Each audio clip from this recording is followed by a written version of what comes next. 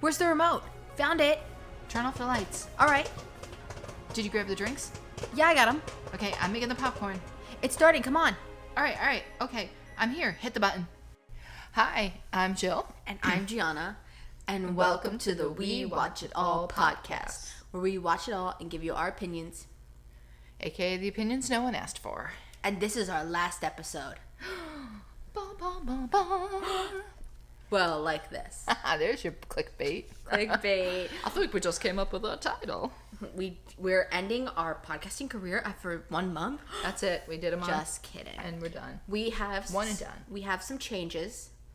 And they're positive changes in our opinion. I wrote some notes so I could follow along. Keep up. You got to review this stuff every once in a while.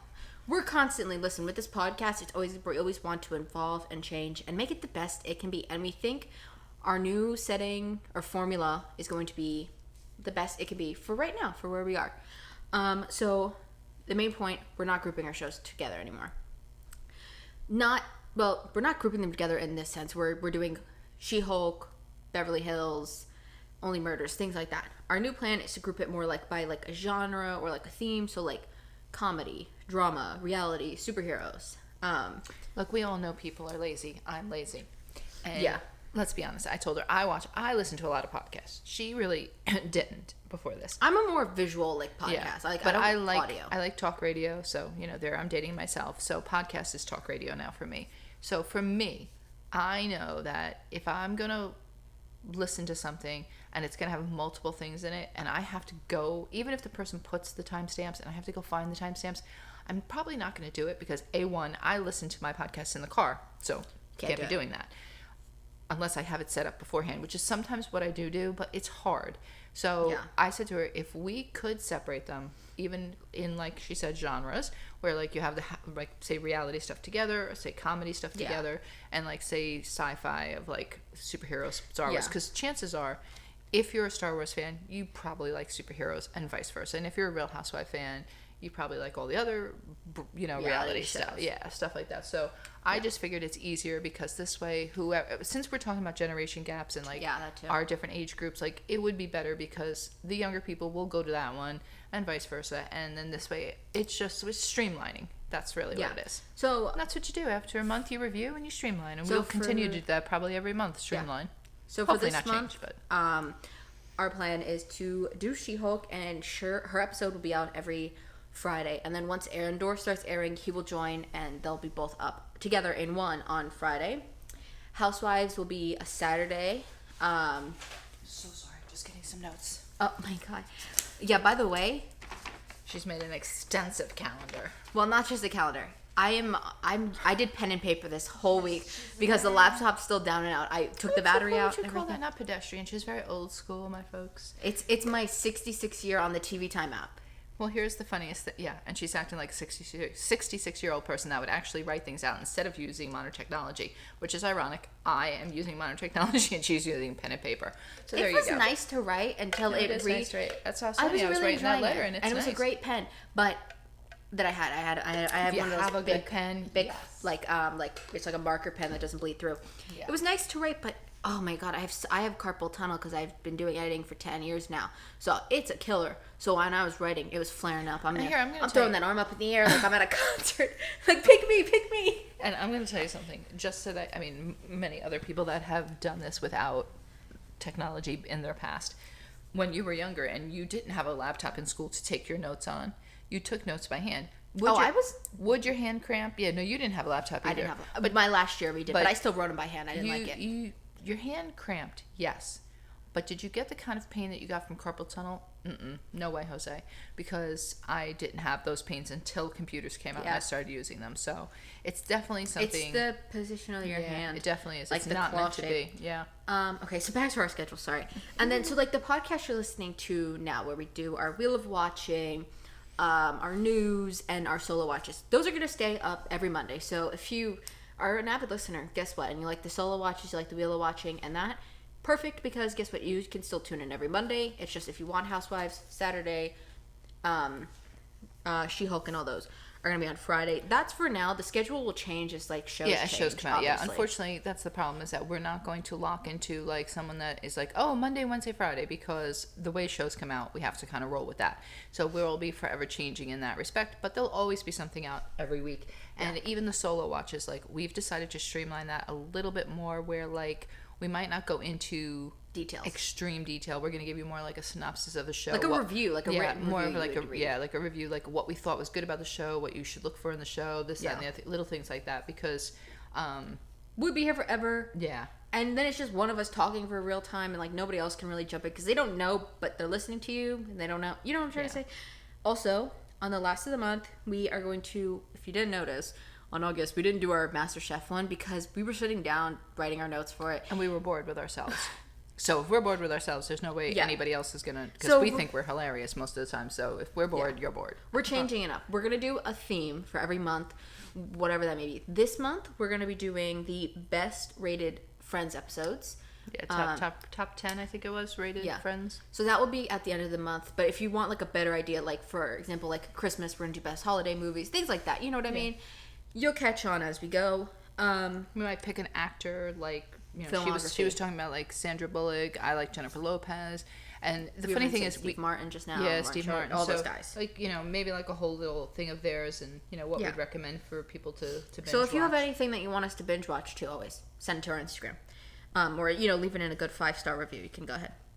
Some other things that are kind of like a one-time thing that are going to happen this month. We're going to be watching Cobra Kai, and we hope to release that one on September 11th is when we hope to put our Cobra Kai review up. We're also going to watch the movie Do Revenge, and we're hoping to get that one up on September 18th. Oh, she's popping. Yeah, but why is it making noise? I don't know.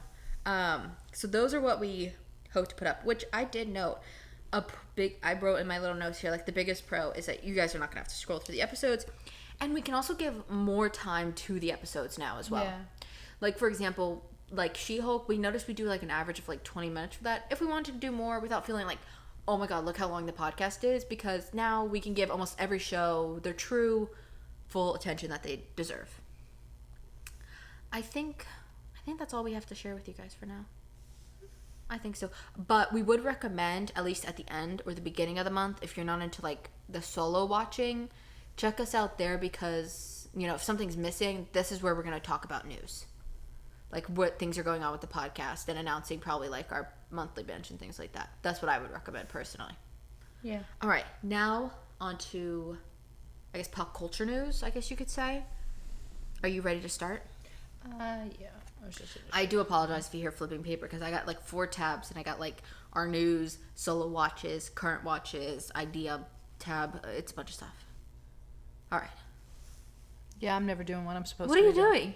I just realized I needed to share the 10 Friends episodes with you. We're going to do it right now? No, we don't have to. I was just doing it while you were talking, because, you know, I'm trying to multitask. But all right, I'm so ready. we're going to talk about our the news for the week. Yeah. Do you want to start? Well, yeah, I can do you want to start with the... Yeah, I can start with that. Okay. Sad news. Sad but news. We got leaving Target yesterday. You got to keep it positive. Jane Fonda was diagnosed with non-Hodgkin's lymphoma, and she's begun her chemotherapy treatments. For 6 months now she's been doing it. Yeah, she's been doing it, and she says she's handling it well. She's handling the treatments quite well, and so she's not going to let it stop her from doing her activism work. Okay. Cooper sharing his thoughts. Thank you, sir. Thankfully, this is a type of cancer that is treatable. And yeah, she put that on her Instagram, that 80% of people survive. She feels very lucky.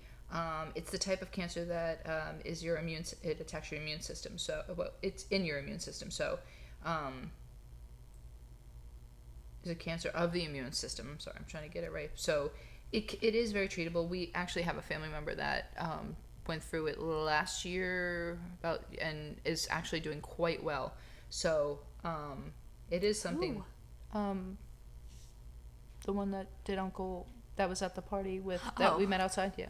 All right. Do you want to so get some? She said that, to be honest with you, it's more important for her to continue the activism portion of her life, because she said that is how climate change and all like that and all these environmental effects can cause cancer, and so she said, you know, yeah, she needs to even do it even more now. So there you go. Keep it up, Jane Fonda. Okay, so you have quite a bit of news. I have like I think like 9 pieces. So we'll go back and forth. How about that? Okay, sure. All right. So on September 26th, Hulu's going to premiere a new show called Chefs versus the Wild, where chefs must survive in the wild while they gather food to make a 5-star Did you say Hulu? meal. Yeah. I thought you said who's. I'm like, who's Hulu. who's? I think that sounds really interesting, and we'll probably check it out. I don't think we'll review it on here, but it might just be something we personally watch. It sounds interesting. Yeah, I'd give it like a... if it's in the solo watch, you could just give it a little like. It sounds peruse interesting. And, I mean, that's what the solo watches are for, folks. It's just to give you like a TV guide type inside on thing. shows like, that we're watching. maybe you might want to watch that. Like we just did our Emmys thing, and after reviewing some of the shows, I was like, maybe I might want to watch that. Yeah, and you'll see. I don't know. I might want to watch that. Oh, sorry, we have Sissy's repositioning. which in one of the shows, Hacks, which I will cover later. In the end, is one that was from the Emmys that I found, and I was like, All right, what do you got next on your list? September 8th, I'm sure you probably have this. I did not write this down. Really, Disney Plus Day. Come on, it's creeping up on us, folks. The premieres of Obi-Wan Kenobi. It's the behind the scenes stuff. Yeah, behind the scenes. I will watch that 100%. A Jedi's Return, and then they have, of course, Thor: Love and Thunder is coming. Yeah. So if you didn't go see it in the movies, get it there. Yeah, I'm definitely gonna probably rewatch that when it comes out. Trying to think what else. The Cars on the Road show. Yeah. If you weren't there, we did post on our Instagram story talking about some people's. I think some Frozen. She-Hulk's gonna also be airing another Pinocchio thing. Oh, Pinocchio, yeah. I probably won't watch that. Pinocchio kind of creeps me out. Well, and this one looks a little like. Another new show from Hulu. What? Can you see her in the Oh, I see her. reflection? She looks really cute. Sorry, our cat looks really cute.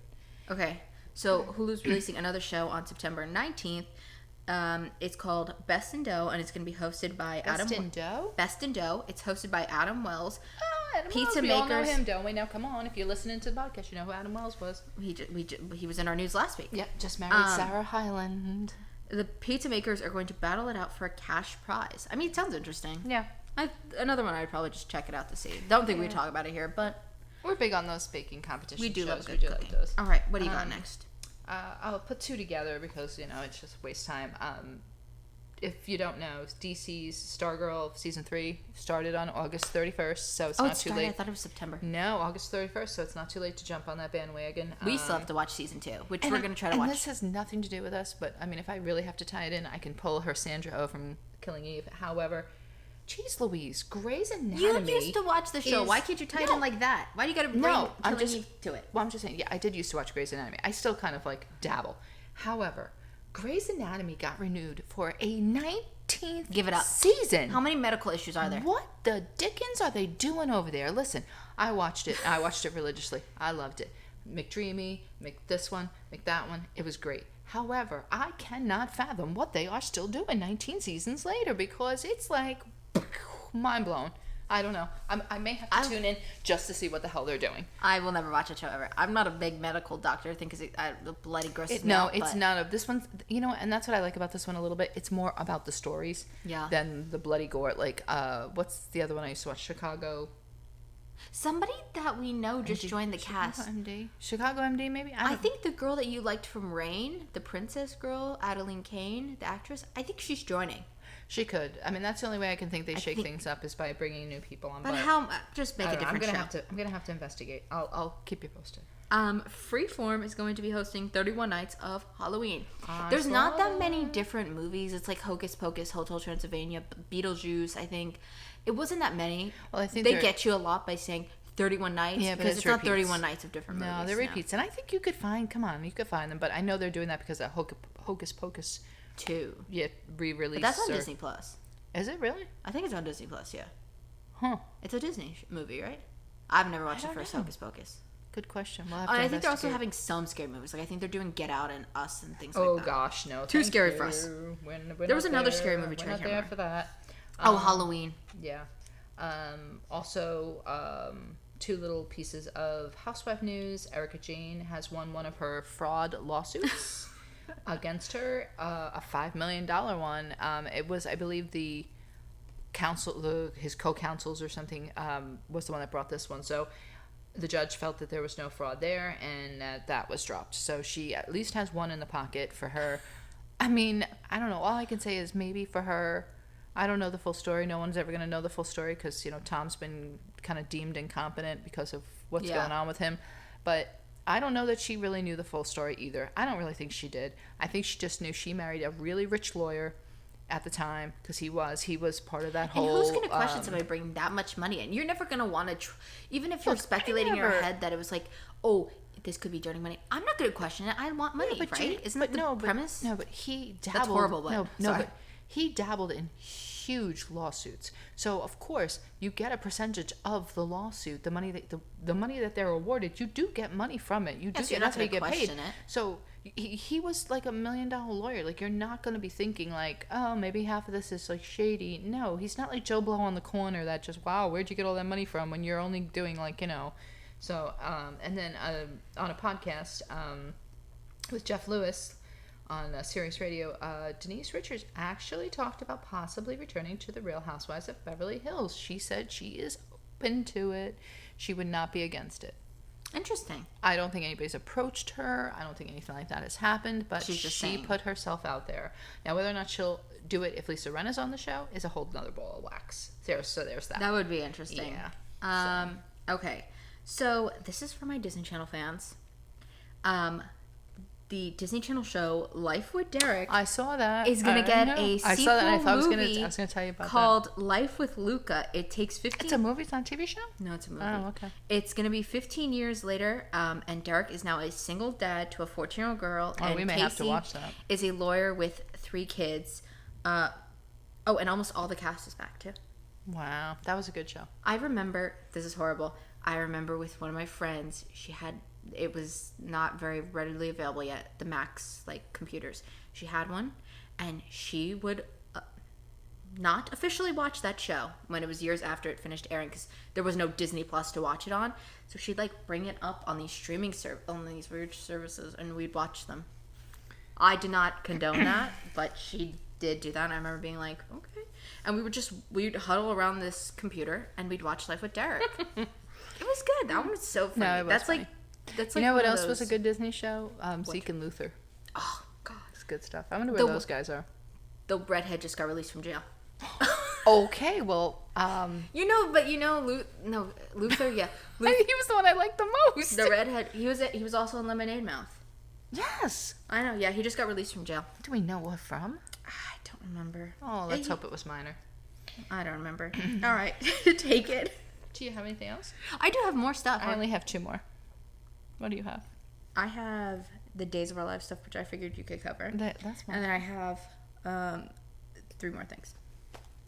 We'll throw another one out there for yourself, and then I'll do my 2, and then you can do your 2. Well, this one's very... Because you only did 1, so we were kind of doing 2 at a time anyway. On September 1st, the PBS show Martha Speaks celebrated 14 years since it aired. Oh, Martha Speaks. I love that show. That was the best with the alphabet That's soup. such a random one to bring up, but it's just... It was such a good one. It was also, good kids show. Was it Get your kids to watch it. What was the one with the kid? Also, the science kid. Oh my God, I can't remember what his name was. Sid the Kid? Yeah, Sid the Kid. He also celebrated 14 years as well. Wow. Those were great shows. 14 years. It makes me feel old. You are old. You're old. And I'm older. I love that show. That was such a good one. PBS, if PBS made a streaming service with all the old kid shows, I'd sign up. Rough Man, all those guys. Yeah, that was great stuff. What's the other one? Maya Miguel, that was a good one. And who was the... What? Ow. You just... Pick your foot up. I don't know what you just did with it. Now it's probably on your foot, whatever I just saw. No, it's right here. I think it's your nail polish. Probably. Did you stop with that shit? Maya Miguel, all those good who ones. was the girl that we used to watch all the time with the... Superpowers? Yeah. Oh, I think her name was Maya something too. No. Maya is that Spanish girl. Maya and Miguel, but then there was the other one. There was the other girl that was by herself with the dog. Wasn't it a dog? No. Was it a dog? She had the red suit?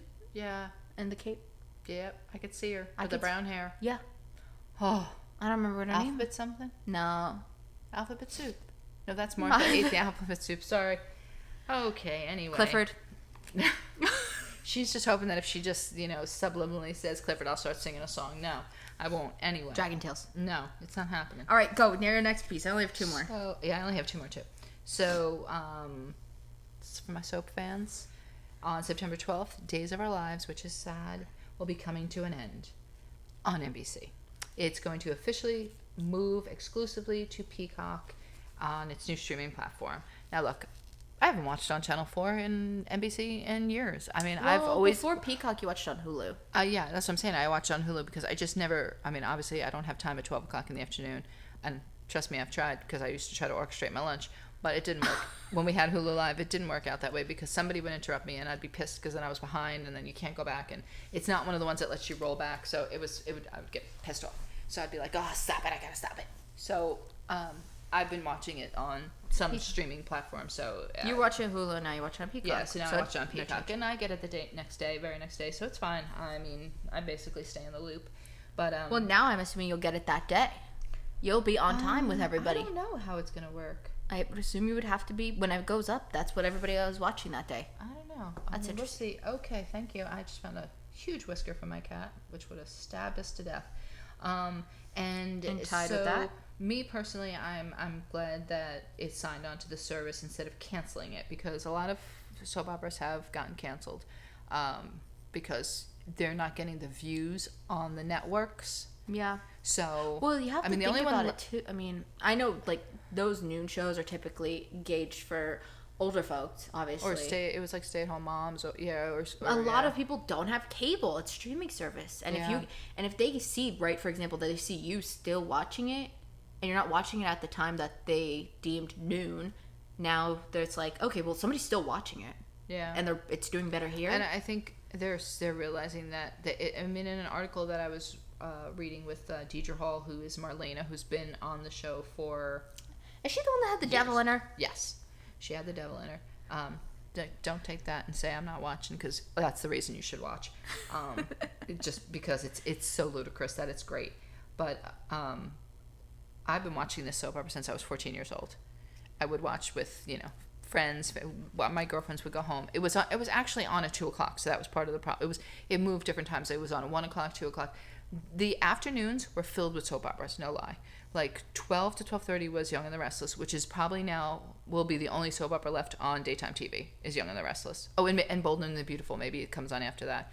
But it used to be, I think, there was Santa Barbara, there was Another World, there was Days of Our Lives. General Hospital is still on Channel 7, yeah. Oh, that one's still on? Oh my God. But General Hospital used to be on at 3 o'clock, so you always went home and watched General Hospital. And Days of Our Lives was 2 o'clock, so you could sometimes catch that one. So I'm happy they're on the streaming channel, so I'll be happy with that. And my other last piece of news that I have... Wait. Did you put the... about Peacock? That is on Peacock. No, that Peacock, because of this, they're giving... Oh, no, I didn't. They're doing, for the next 12 months, if you sign up now, you can get it for $1.99.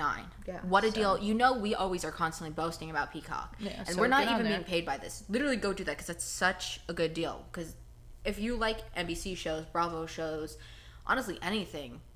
Well, not anything, but, And the best part is, my favorite thing about Peacock is that you can go on and you can see what they have. Like, what seasons, what episodes they all have, without having to buy anything. The only thing about Peacock that I have to say is their closed caption. Yeah, it's not good. It's really big. Like, it's really big. Well, I don't know if we have Fire Stick, so maybe it's better on a computer, on a phone, I don't know, laptop, like, wherever. No, I've tried it on multiple things. I've tried it on my phone, I've tried it on my laptop, I've tried it on my computer at work. Yeah. And here, it's just real big. I've reached out to them.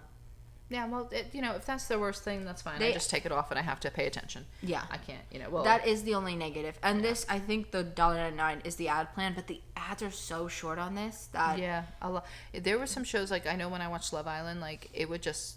Sometimes it would just jump right... It would go like it was going to an ad, and it would come right back. Yeah, so, I mean, it's hit or miss. It's, it is what it is. So, I think it's pretty good. All right, you can... And I have just one other thing. Yeah, and then I have two. So, Emma Roberts shared that she will be that she's back filming scenes for the October 6, 2023 release of Madam Web from the new installment of the Spider-Verse. The full cast hasn't been released yet, but she did say that she is filming with Dakota Johnson and Sydney Sweeney. Yeah. They're her co-stars. I don't think they've said who anybody's playing. No, they said she had, and she couldn't give much, but she said it's really, really cool, and you're gonna. I think that one would be good. I think it's gonna be good because it's we like the all female stuff because that should be. Yeah. And I'm John. And I love a good Spider. I do. Listen, I know some people don't love what's Sony and Spider-Man and some of the stuff they've done, but recently I've enjoyed it. They've come so around. I Good have stuff. two little things. Go ahead. Marvel related as well. Ben Kingsley is going to return as Trevor Slattery in the Wonder Man show. He was so funny in Iron Man 3. Yeah, he is. And in Shang-Chi, he was so good in that. He was just like a fun little Typically, he does not play funny characters, like in movies. Yeah, no, not really. I think his add-on to these shows were like so fun. So that's also, interesting. Peacock, of course. Here we go. Back to it. Look, we cannot not talk about this. Peacock sponsor us. An extended version of Jurassic World Dominion. Is that his name? Is now. Oh yeah, that's right. It's now out on Peacock, so we'll probably give that a watch because for us we were like, we don't, because I didn't hear great reviews about it. But Look, we'll check it out we would now. love to be. Sorry. What do you call it? We would love to be people that go to the movies, but we are still a little COVID freaked. Yeah. Also, it's quite expensive to go to the movies. It really is. Also, we hope everybody took advantage to go see a $3 movie. We did not. Yeah. Because all the seats were booked, and there was really no good movies for us that we haven't seen already. Yeah, we were gonna hit Spider-Man, but didn't sold happen. out. All the seats were bought out. But yeah, we hope you took advantage of that because we didn't get to. But I don't know, $13 for a ticket. I think AMC's up to almost $20 now for a ticket.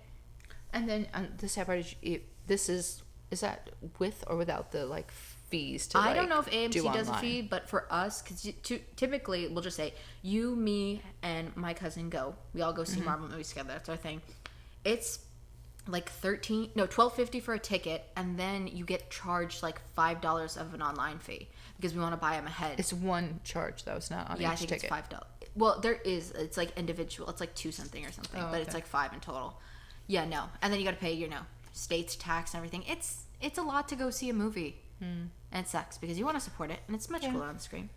Oh, I was ready to go into our shows, but we have the Wheel of Watching. The Wheel of Watching. But don't spin it. You got to read what's on the wheel first. I know. She's still in. Does this to me every time. You could read it if you want. I can't see. Scroll down. It's right here. Do you yeah. want to read it? No, you can read it. It would be like a surprise because I set this up. Oh, okay. I great. still don't have a laptop, like I said. Yeah. Well, she has a laptop, but we have to use it for other things. Recording. Yeah. So. All right, read Unfortunately, it off, she's girly. down. Underrated show. A show that made me cry. A show you want to watch but never will. Why'd you shake your head at that? I don't know. That just was like, I don't know. It took me back a little. I don't know. Favorite early 2000s Movies. Oh, sure. Sorry. Best documentary behind the scenes or a behind the scenes documentary. Yeah. I wish I could watch it again for the first time. Movie. Best cast edition. Like best addition to a cast. Like somebody who came late to a show, but they were Oh, to a show. but they were like a good add-on. Favorite Marvel character. We all know I can't say that word, Marvel. What is that? Oh. Steal Their Suit. And most rewatched movie. Oops. Just type in. All right. Do you have your sound up so we can hear the wheel spin? I don't know. I always get yelled at, so I usually shut it down. Nope, going the wrong way. Okay. All right, here we go. Come on, computer. Pull it together. Do I just let it go? Oh, you were just supposed to tap it. Oh, okay. Well, there it goes. Here we go. The Wheel of Watching. Favorite early 2000s. I think I know what I picked for mine. Do you know what number that was? No. Okay. But it should be in the movie category. Oh, in the movies? Yeah. I picked Scooby-Doo. Oh, I could see that. I bet you I picked it too. Let's see. Yeah, Scooby-Doo was my favorite. We'd watch it all the time. I love that movie. Oh, no. I picked Mean Girls. Come on. Well, now. I just mean, like, that Scooby-Doo's, like, ingrained into my mind. Scooby-Doo was Scooby-Doo really came good. out in, 2003? I, as a 3-year-old, probably should have not watched that movie. Because when I look back, and I'm like, that movie's kind of... Oh, my God. Sissy's going to fall off the table. Yeah, pull yourself up. Please look at the face in the TV. I love that we can see the reflection of their faces. They think we can't see them, but we can. They're like children. We can see you. Yeah, that was really good. It was. It's good. really It was good. perfectly cast. Yeah. I mean, I think like Sarah Michelle Gellar was perfect as Daphne. Fred Prinze was perfect as Fred. And now they're married 20 years, by the way. I know, that's awesome. Over 20 years. 20 years, that's great. And Velma, you know her name. Linda Cardellini. Linda Cardellini, she's really good. What's his face? Shaggy? What's the actor's name? What's his name? Oh, I know it. Oh, my God. Poor Shaggy. I'm so sorry. He was in Good Girls. Yeah, What was his name? I don't know. Google his name. We can't do this to him. He was also in the Scream movies. Oh, my God. When I hear you say it, too, you've been having these posts where you're like, when I hear you say it, I'm going to know. I know, me too.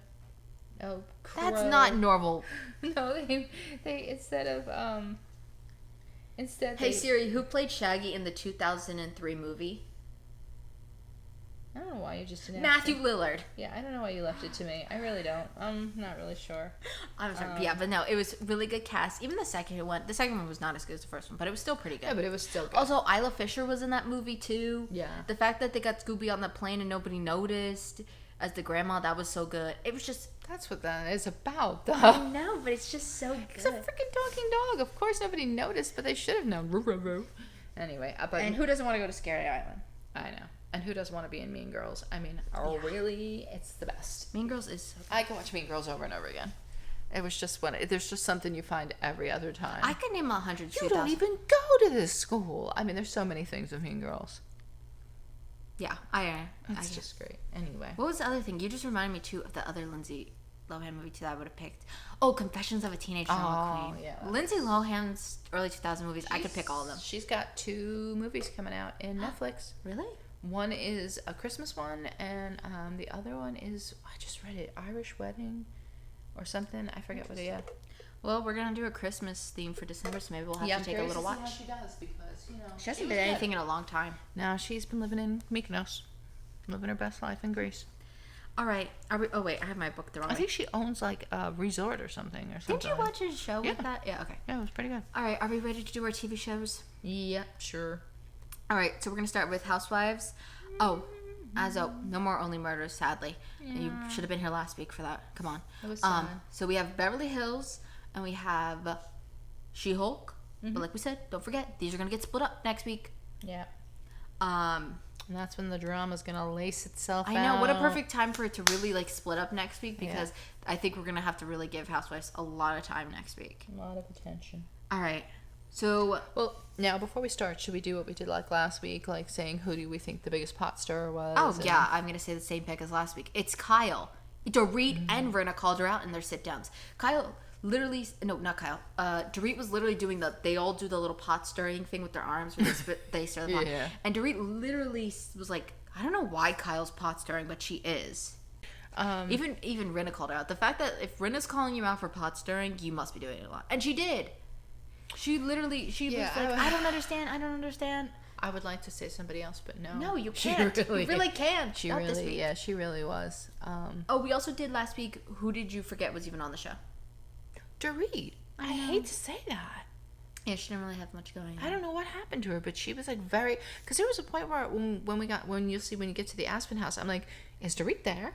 And you're like, yeah, no, she was on I saw her on the phone. Yeah. So maybe something was going on. Yeah, I don't know. With the she kids was or something. She was definitely in the back. The back. Like, she was more in the sit down parts than anything. Yeah, she didn't really have much. Did you have any favorites or favorite one-liners that they posted this time? I mean, I have one that I just... Well, it wasn't... not a favorite one-liner, but Kathy with that damn corn. Yes, she was... Well, I mean, I you'll see that the Kathy... I can tell you who my least favorite was. Diana. She was just overly mean. Yeah, Diana was mean this time, and she was mean. Look, she can have her feelings, don't get me wrong. I'm not saying she can't have her feelings, like she can't feel a certain way. But here's my thing. She's mean about it. Like, she's mean about it. And she knows like, she's I wrote mean about it. Like, I wrote stuff down. We'll have to get into it. But, like, the fact that you'll see, she tells Garcelle, I'm going to give Sutton another chance. And instantly doesn't even give her another chance. She is instantly mean to Sutton again. No, and I'm not saying... she really went at her. Listen, sometimes Sutton deserves a little yelling. But, like...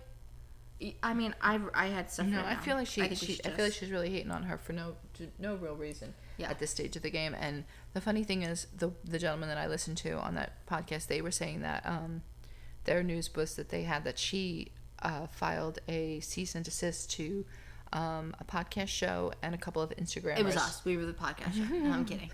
And this is what she was going around doing, and they're like, really, like what, like. What is the thing? Like, what are you doing? So I don't know, but she was not well liked. I don't think, by a lot of people, and I don't think she'll be back. I really don't think she will. All right, so the episode starts though 4 days before they're heading to Aspen. Mm-hmm. Did you say the name of the episode? Oh, Altitude Adjustment, which is absolutely what it is. They all need an adjustment. Kyle and Dorit are going to go to the park with their dogs, which, did we ever actually see them get to this park? No. And the funny part is you didn't even know where they were going because you just see them driving and then you see Dorit talking crazy talk to a dog in the car and you're like, wait, what? First of all, you're like, wait, when did Dorit even get a dog? Yeah. Because what was that? A Doggy Gate or Applegate or whatever it was? Oh, yeah, with Vanderpump and all. So I know she had given back a dog. I think she did get another dog, but like seriously, that's a taboo-y they shouldn't have been touching there, but they did. So they started all talking about that they went out after the party and they went to get more drinks and that they were clearly overserved and that Kathy and Diana went with them and then I guess PK and their husbands came with them Mauricio too. Came with them or met up with them or whatever. Yeah, and Dorit goes. She says that she thinks Rinna's having extreme reactions lately and that she needs support. Which I would say she's definitely. Yeah, I think her. I mean, not to excuse her, but I definitely think her mother dying, is really messing with her because you can be totally fine one minute and then you get back to the realization that like, oh crap, you don't have like your parents or something. It is very hard. But the worst part for me was, it was like I think I even asked you like how far in are we, and you said like 3 minutes, and there was already like 4 to 5 flashbacks in 3 minutes. Yeah. Then I was like, wait, are they crazy? Like, I don't know if they're doing that to fill the episode because they don't really have enough. But I'm like, it seems like this season it's like flashback central. Like, I don't understand what's going on. But I mean, well, because like we said in our recap when we first recapped the show, we had said that they literally most of their stuff is talking about a conversation, talking about a conversation. Yeah. That's the no, I mean I know that's like Housewives stuff, but it's getting worse. I think like that's why. You know what? It's like that. As writers, when you're writing, and when I was doing my master's, the constant phrase is show, don't tell, and they do that on the show all the time. They tell, they don't show, or later on you'll get some little like splurge of something that they could have just showed. Yeah, and I don't know why they do that. So then we see Diana arriving at Garcelle's with her clothes on backwards. Yeah, I don't know what that was about. Because later in the episode we see somebody dressing her. So who? Yeah, but where's her team? Why didn't they dress her then? Yeah, well, I don't know where the team of plenty is because and I don't get what was so funny about that. And that looked like the outfit that Sutton had on when she brought the French designer over. Did she? She had something very similar to that, like a backwards dress or something, or she was promoting that from that guy. And then when she comes in, she's like, this is still the same day after Rinna's party because she was also with Dorit and Kyle, like you said, being overserved, that she's like slurring her words still, and literally the show. No, but the show even put like they put the when they put the yellow subtitles, they put like unaudible or something like that, like that they couldn't. They were like, we can't even figure out what the hell she's saying. Mm-hmm. And then she talks about posting, which I think is really interesting that she got away with this crap. Talks about posting those bad pictures of Kathy and Kyle with their eyes, like when you catch them, blinking. And I'm sure they were not in a good way because they were obviously were drinking too, so it didn't help. But like you got them where their eyes were like, oh, they looked really wonky. But she posted them anyway, and I'm surprised they didn't say anything. No, they probably thought it, but they didn't say it yet. And then Diana says that she's trying to like figure Sutton like out, and this is kind of like how I was saying, like she's like, I'm giving her she's gonna take a step back, figure out who she is before she. Hold on. I just want to take this off the back because I don't know if this is holding in the heat. Maybe. Can't hurt.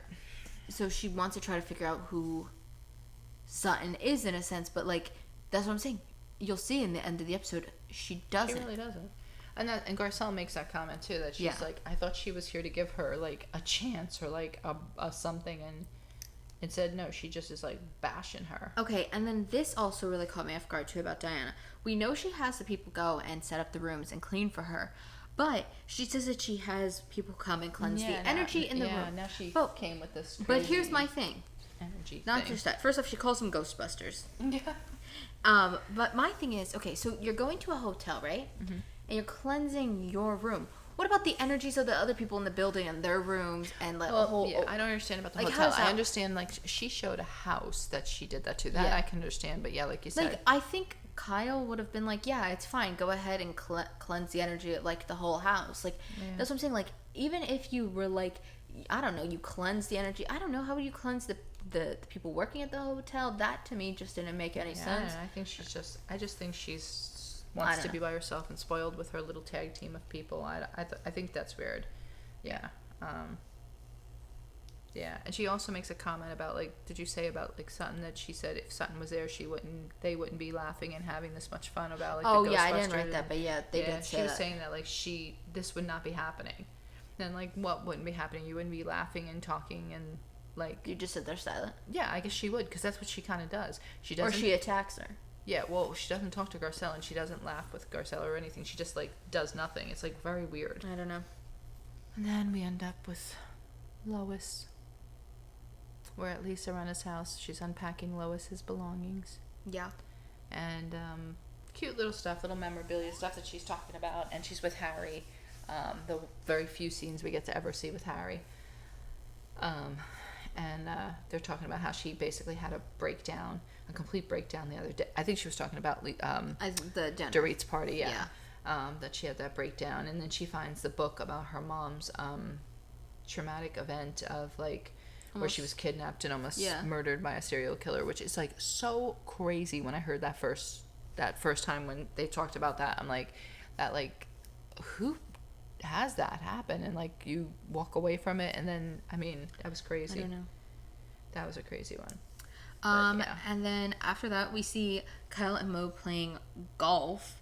And my favorite thing is he says he is going to go on the girls' trip because he cannot miss out on these great skiing conditions in Aspen. Like, what? They also show the house, like, while they're talking about it. I mean, look, I know she asks him, did he get the plane and stuff. I guess they're renting a plane or doing a plane for this. But it's like, it's not like he can't go to Aspen at any time. Like, why it has to go on this one?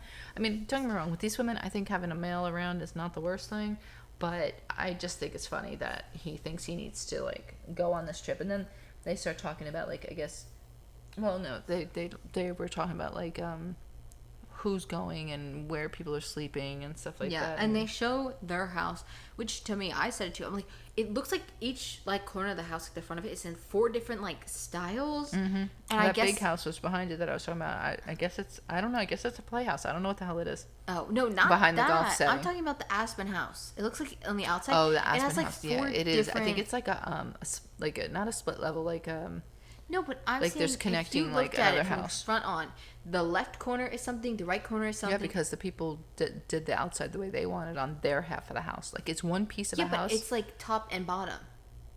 Like, look at it next time. Yeah, no, it's kind of like a townhouse, but it's, like, next to each other. But it's not in the typical townhouse shape. Like, they have slanted roofs and the whole bit. But, yeah, no, but I know what you're saying. It was weird. Yeah, they look and totally listen, different. I wrote in my notes that I really can't judge because I said if I ever got a second house, I would decorate it in Pioneer Woman products. So I should not be speaking here. But it's really just more for a goof and a gaff. But, listen. Still, I thought it was ugly. Sorry. Well, no, for what it is and for what they act like there is, and for him being in real estate, like one of the biggest real estate guys here, I just thought, like... Did you catch her saying that the real estate got the girls the other house? Oh, yeah, no, the agency got that. What are you looking at? You're freaking me out. What are you doing? Looking at the shadow of my pen. Nobody has ADD here. So then they go over to Dorit and PK. Hey, Kai. And they are she's packing, and she's kind of talking about again, they're talking about the sleeping arrangements, and he was kind of shocked that she wasn't sleeping at Kyle's. I was too. I think he might have felt better if she was, because I think he would have felt like she was with Kyle and Mauricio. But she said she took a back seat to, and I had a thought on this. I tried to look up on the Instagram to see if I could see it, but she said she took a back seat and was going to let Renna and Erica stay there because, Erica and Sutton are not always in the best place, so she thought it would be better to let them, just let those two stay there.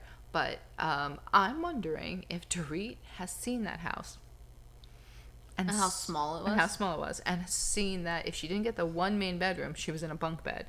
I wonder, or if she knew, or if like Kyle had talked to her about this house and she knew that there were bunk beds that you would have to be in, and said, let me go to the rental house, because how bad could that be? And I'm sorry, but that rental house is really nice. There's no way, Kyle, bye-bye, I'll come visit you, but I'm going to the rental house, my friend.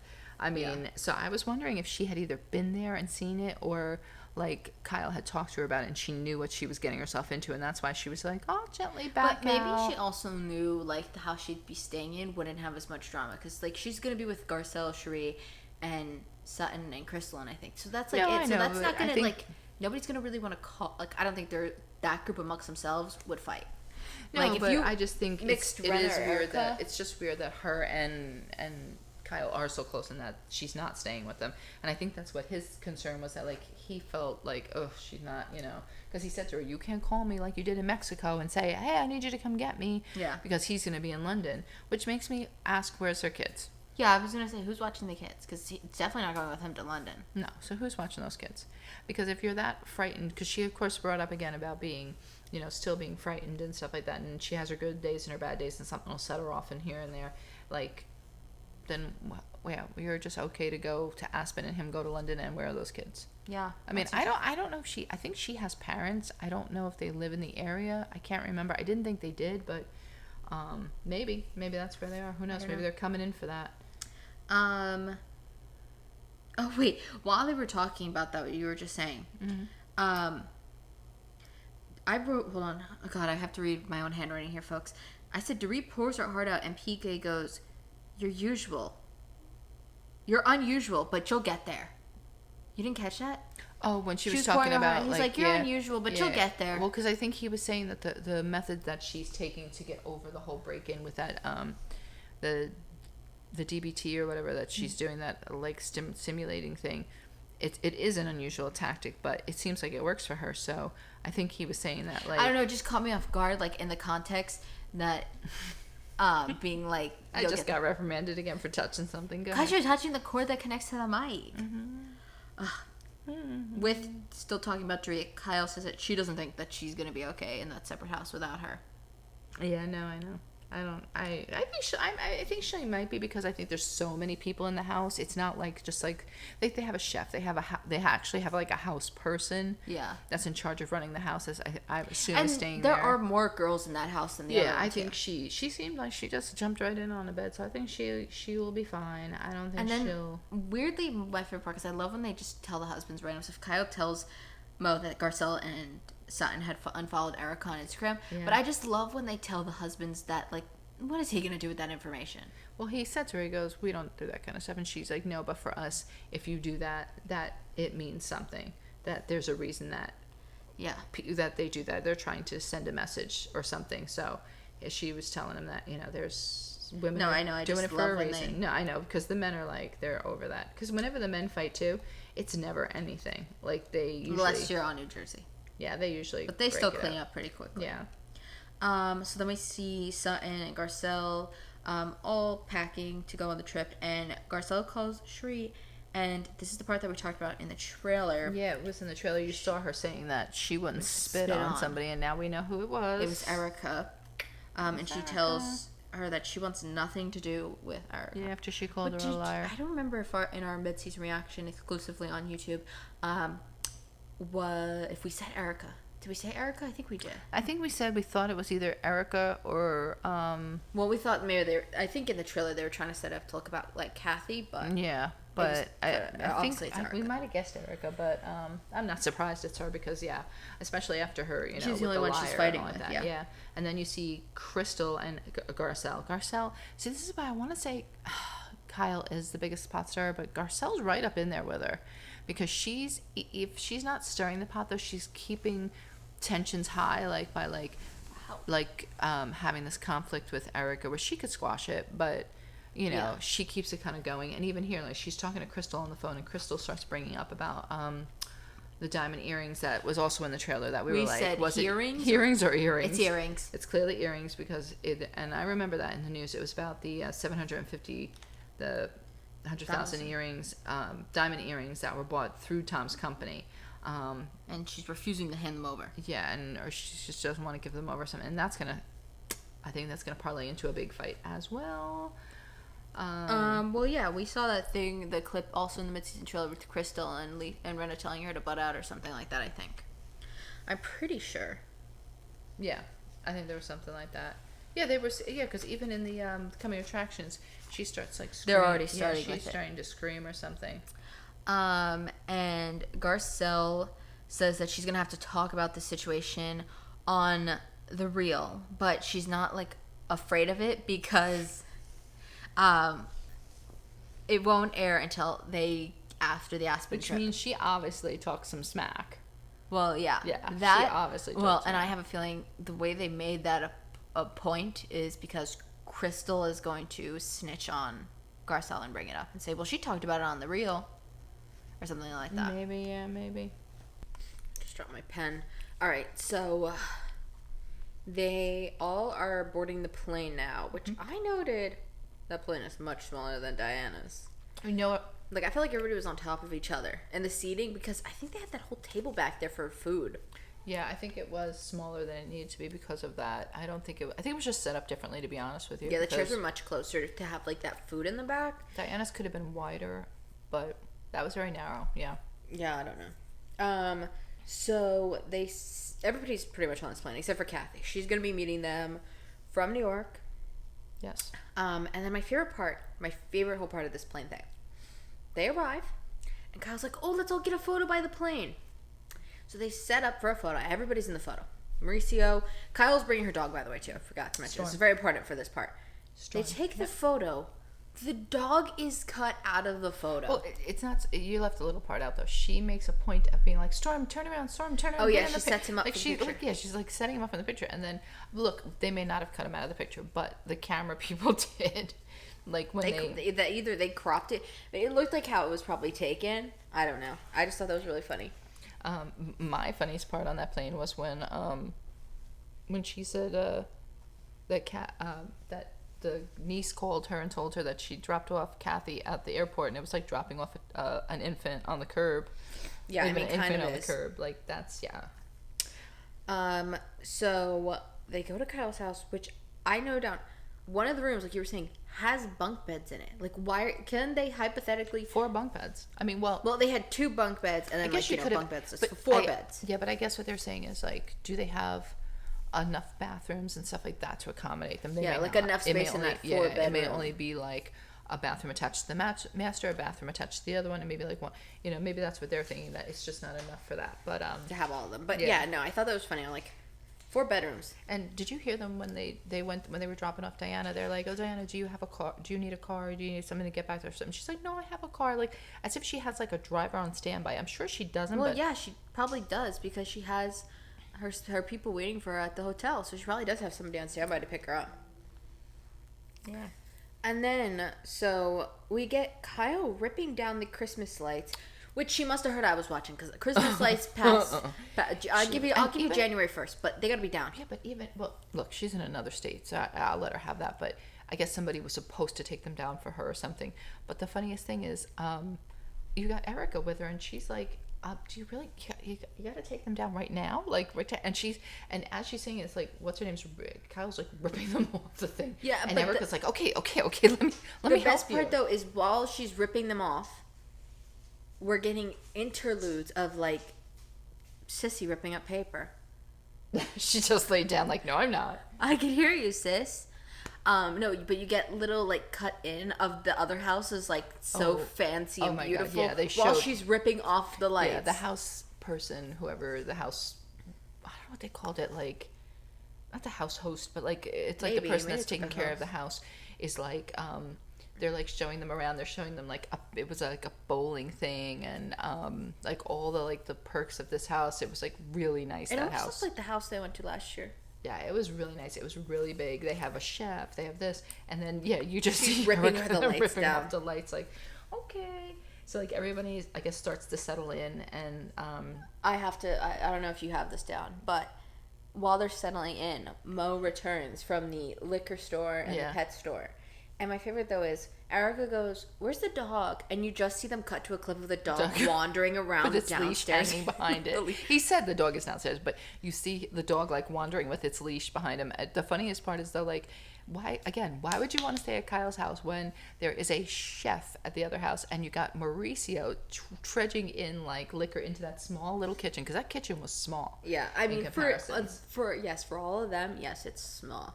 But you know what? That group right there has less than Kyle typically does if she had all her kids. Yeah, because she's got 4 girls, which is probably what that is. That's the bunk beds are for the daughters, and then A guest room for whoever comes that's not going to sleep there. What the hell? Yeah, that's not going to go anywhere good. The cats are fighting. Well, because it's time for them to eat, probably. All It's right. 6 o'clock. But I really would have loved you guys to wait a little bit. Hello?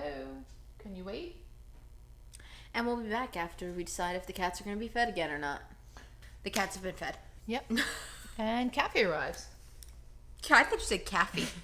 Kathy's here, everybody. Kathy's here. Yes, Kathy arrives at Kyle's in the slippers that she wore throughout the whole airport. Uh-huh. That's just so gross to The me. slippers and the outfit was just also like a pajamas. little, yeah, it was like a little weird and Well, to the point where Kyle says, like, "Why are Did you you wear dressed that? like that? Did Like, you what if go there?" somebody recognized you?" yeah, and she's And like, she's like, "I wear a mask." "I had a mask on." She thinks no one will recognize. Maybe nobody would recognize her. I don't know, but I mean, yeah. I mean, no one's saying you have to dress to the hilt, but at least have a matching shirt and pants. No, Maybe but here's shoes. the thing: the slippers, they were like, Legit slippers. they were like hotel slippers that you would get. Yeah. Like they weren't Well, like somebody. I mean, Kathy Hilton. She probably did have. Oh, Hilton's yeah. slippers. She probably got them from our own yeah, I don't hotel. know. Yeah, maybe, but it was like. Wow. But I mean, that's not a bad idea if you're gonna just like chuck them after. But she proceeded to wear, trot those slippers around Kyle's whole home. Yeah. Ugh. Yeah. Take your shoes off. I know, that's kind of. What are you doing over there, Mommy? And they tell Kathy that she's gonna be in the bunk bedroom, which she's fine with. But I just thought it was so She funny. tried to sell it by saying Alexia says that's like the most. I think it was Alexia. I Said don't know, one of this- them. One of them. It's the most comfortable room, but I was bed. just like, well, yeah, she said bed. She wants to say bed, bed. of all. She But I was prefers like, to that's sleep in so there. funny that they put Kathy in the room with the 4 beds and nobody else. But she. This is where Kathy's weird because Kathy can be very high maintenance, and you'll see she's high maintenance in a couple minutes, but not really. Actually, I was thinking about that one too, but. Like, stuff like that, like, they're like, oh, you're gonna be in the bunk beds, and she's like, okay. Yeah. Like, she didn't even act like blink of an eye.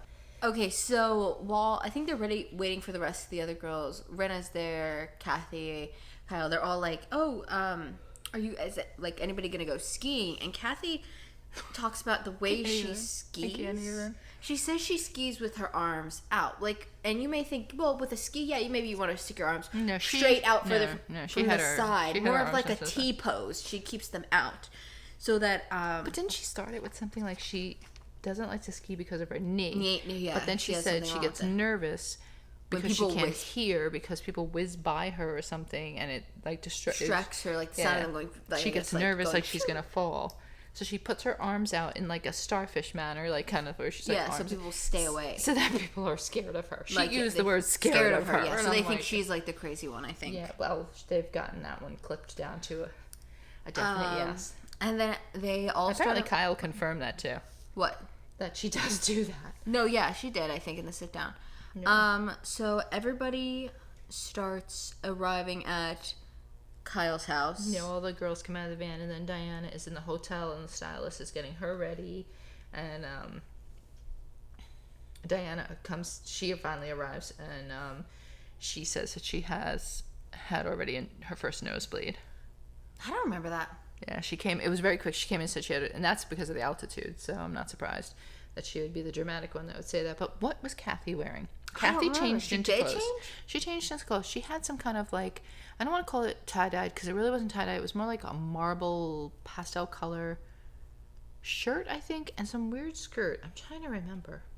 It was just, I don't remember that. I was like, what the hell is this she's wearing? Because it was so bizarre. Aaron's going to speak. 66. Sorry. So they end up having Mo cooking dinner for them. And Kathy asks him if he's going to grill the corn. And he says, well, if you want to. Like, they just go, well, are you going to grill if you want to. And then she asks him again. And she's like, Well, if you want to eat like 20 You minutes said you'll after, have to eat that 20 minutes after everybody, everything else is done. Like, so it's and like, Crystal, okay. and I just remember my favorite part is Crystal just goes, "No, we're boiling it." Like, she shut her down instantly. Like, she was like, "No, we're just gonna boil it, Kathy." Well, the sad part is, this is where I was gonna say that. Like, Kathy was right on certain things because, Well, yeah, 'cause, the montage, which is what I was about to refer. well, yeah, that whole thing. But she basically, the thing she asked for, because I didn't realize it until I was writing it down.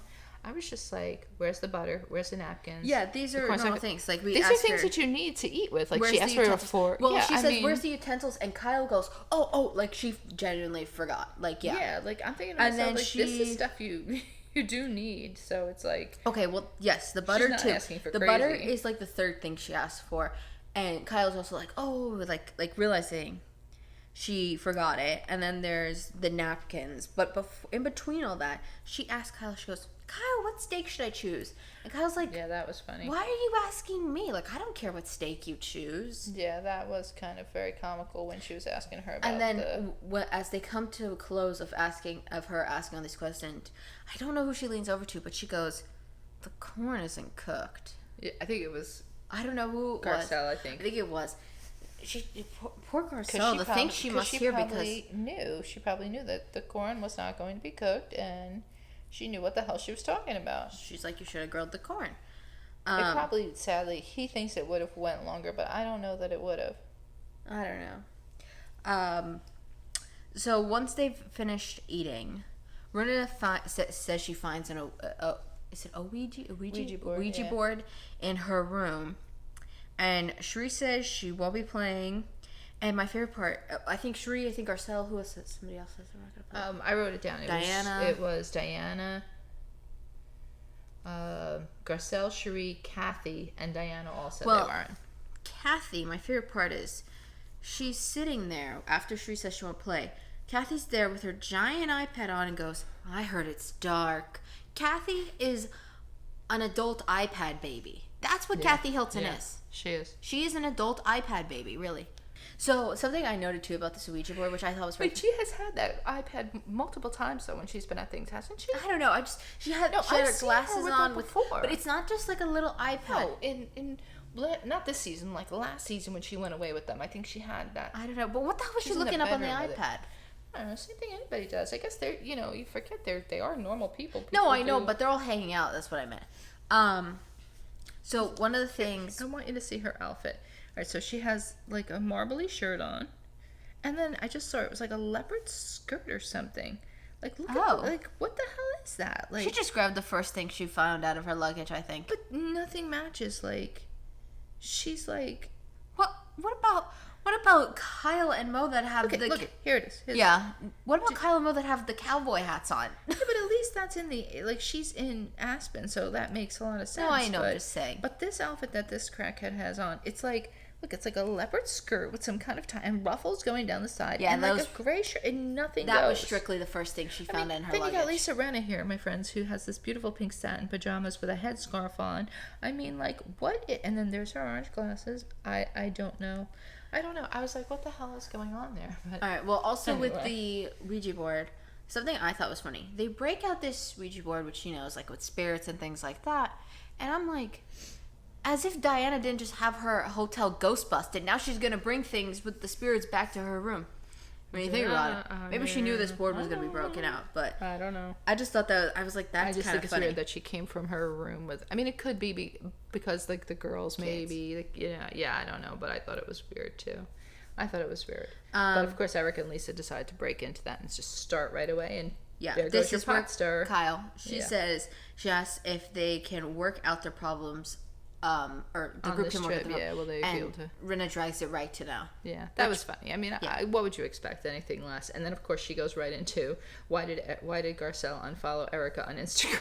I'm like, and even Erica's like, why, Kyle? Like, why do you keep bringing this up? She says that she brought it up on the plane, which was a flashback. We didn't see. Which is like, the sad part is Erica's not even like, can you find these things out for me? Like, she couldn't care less.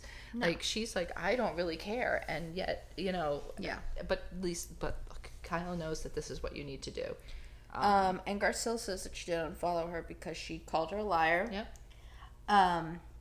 which leads into Kathy naming 3 things that she does not like to, I don't know if she said she doesn't like to be called or she doesn't 3 think things you should never be called. basically. Is it a pedophile, a liar, and a thief. But she didn't list it that way. No. She started with a liar, thief, and then a pedophile. Yeah, like, I really... Like, she saved it for, like, the last. Yeah, very weird. But, like, Garcelle and Erica do kind of, like, they're like, okay, they both agree that they don't have to be friends with each other, and they're fine with that. But then, see, Kyle stirs the pot by trying to figure out, like, why. Like, what's the deeper meaning behind all this? Like, why can't they figure it out? Hold on, I gotta flip my notes.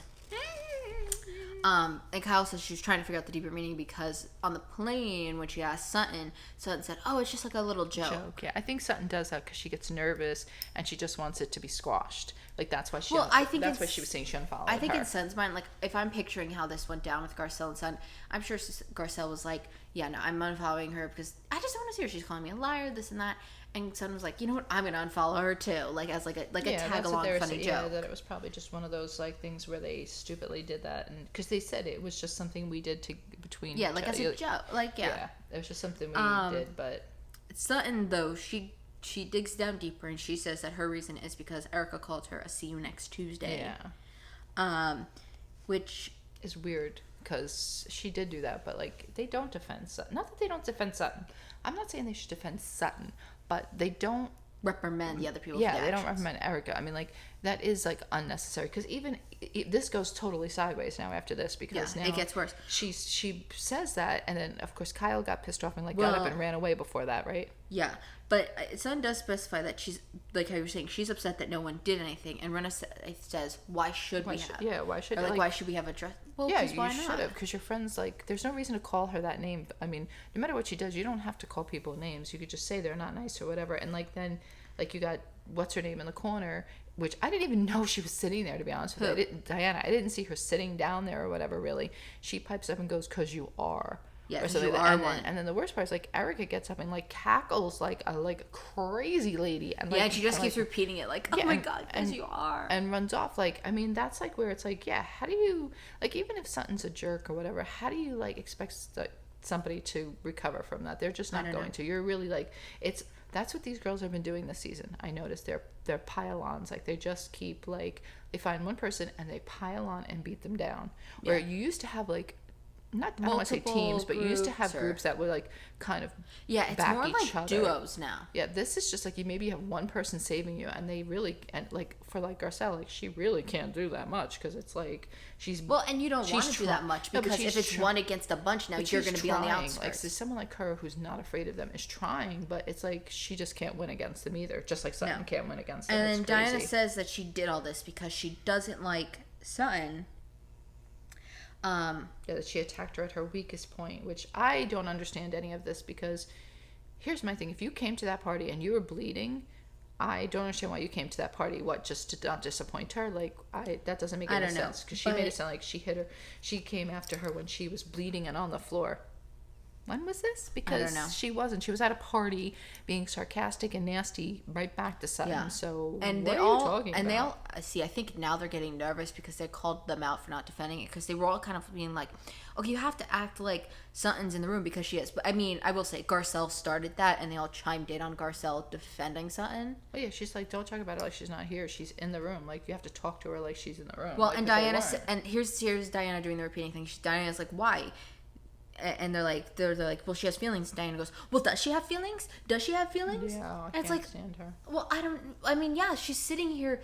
This was so shocking too for me. I think the most shocking part is Sutton literally looks like she's sitting there numb, like she's not crying, she's not reacting, she's silent, like she's in shock. What is going on? It's just taken her so far back that it's like clearly. I mean, yes, it doesn't look like she's like has feelings because she's just sitting there not reacting. But if you look at her for like a solid second, you realize like I think she's like in a state of shock and her body's like shutting down because she doesn't know like truly what like I think she what's just going can't on take no more from Diana. I think she's I think she's just like I think in her head she's like, you know what, everybody else can fight because what am I gonna do, keep repeating myself? I've done that.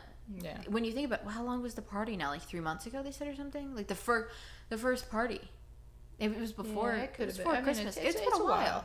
So like I mean, months and months. You don't want to keep repeating like, yourself. The best part is like the thing like that you said is like, they're not acting like she's in the room, and then even Kyle comes over and she's like, "You can defend yourself. Stand up for herself. Yeah, you can defend yourself if you want." Like, no, maybe she doesn't want to because why bother? It's like, I mean, and then she just starts crying. But here's my thing too: why Kyle's proving Sutton's point by saying, "Sissy is trying to go in the room."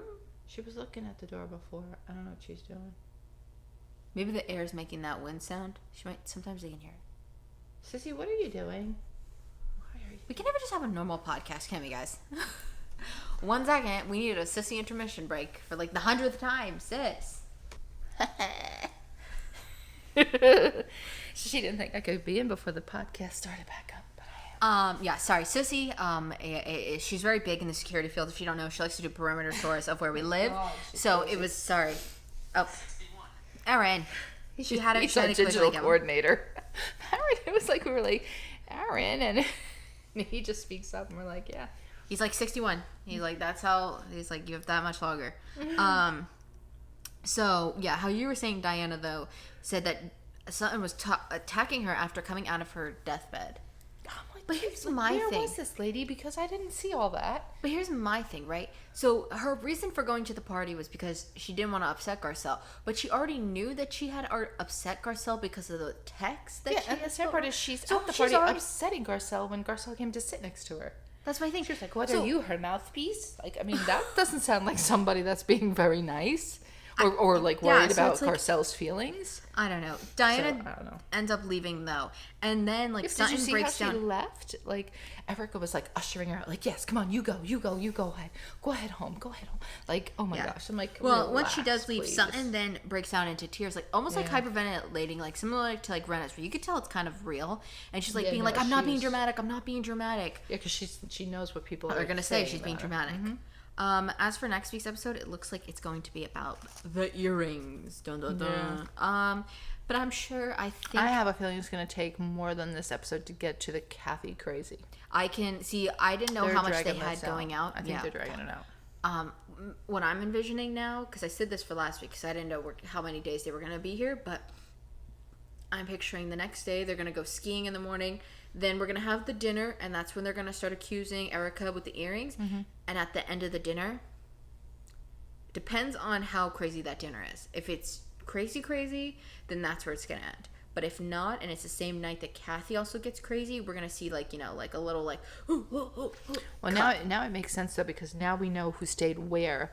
And Lisa and Erica clearly were in the house with her when she goes off the deep end. So it's definitely in Kyle's house, probably, because those are the ones that are telling the stories, and Lisa Rinna's like, I had to lock myself in my room. But here's my question: where is Erica staying with Lisa Rinna in that room? I think so. I don't know. That is weird. She didn't act like there was an additional room to that. What are you doing? Where is Sissy going again? It's just like nighttime. Oh, I'm sorry. She's expanding her check now. Oh, she's on lunch. I'm sorry. Again. All right. No, she went past now. Is that all we have to share for? Yeah, I think Beverly Hills. I think that's pretty much it. Is it. All right. So now we're gonna go on to She-Hulk. Yes. This is episode 3, The People versus Emil Blonsky. And we start with Jen visiting Emil to question him about the Fight Club video that we were talking about last week. Yeah. Apparently, he's back in jail. He has returned. Well, we do get a little clarity later in the episode about when the video was. It was definitely taken. It's an older video. Yeah, so it's very touched on, but if you listen to how once we get to it, like Wong phrases it, you'll hear it. Emil says that he was forced to leave the prison by Wong, so that's why he left. But he I don't know if they get into it yet that he requested to bring him back, but no, not till he comes there. Yeah. So they the funny thing I thought was that when she went to see him, like the high techness of it, like he's in jail, but yet he's in that circular cell thing and like glass casing or whatever, and he's watching like his own fight on like some kind of like weird.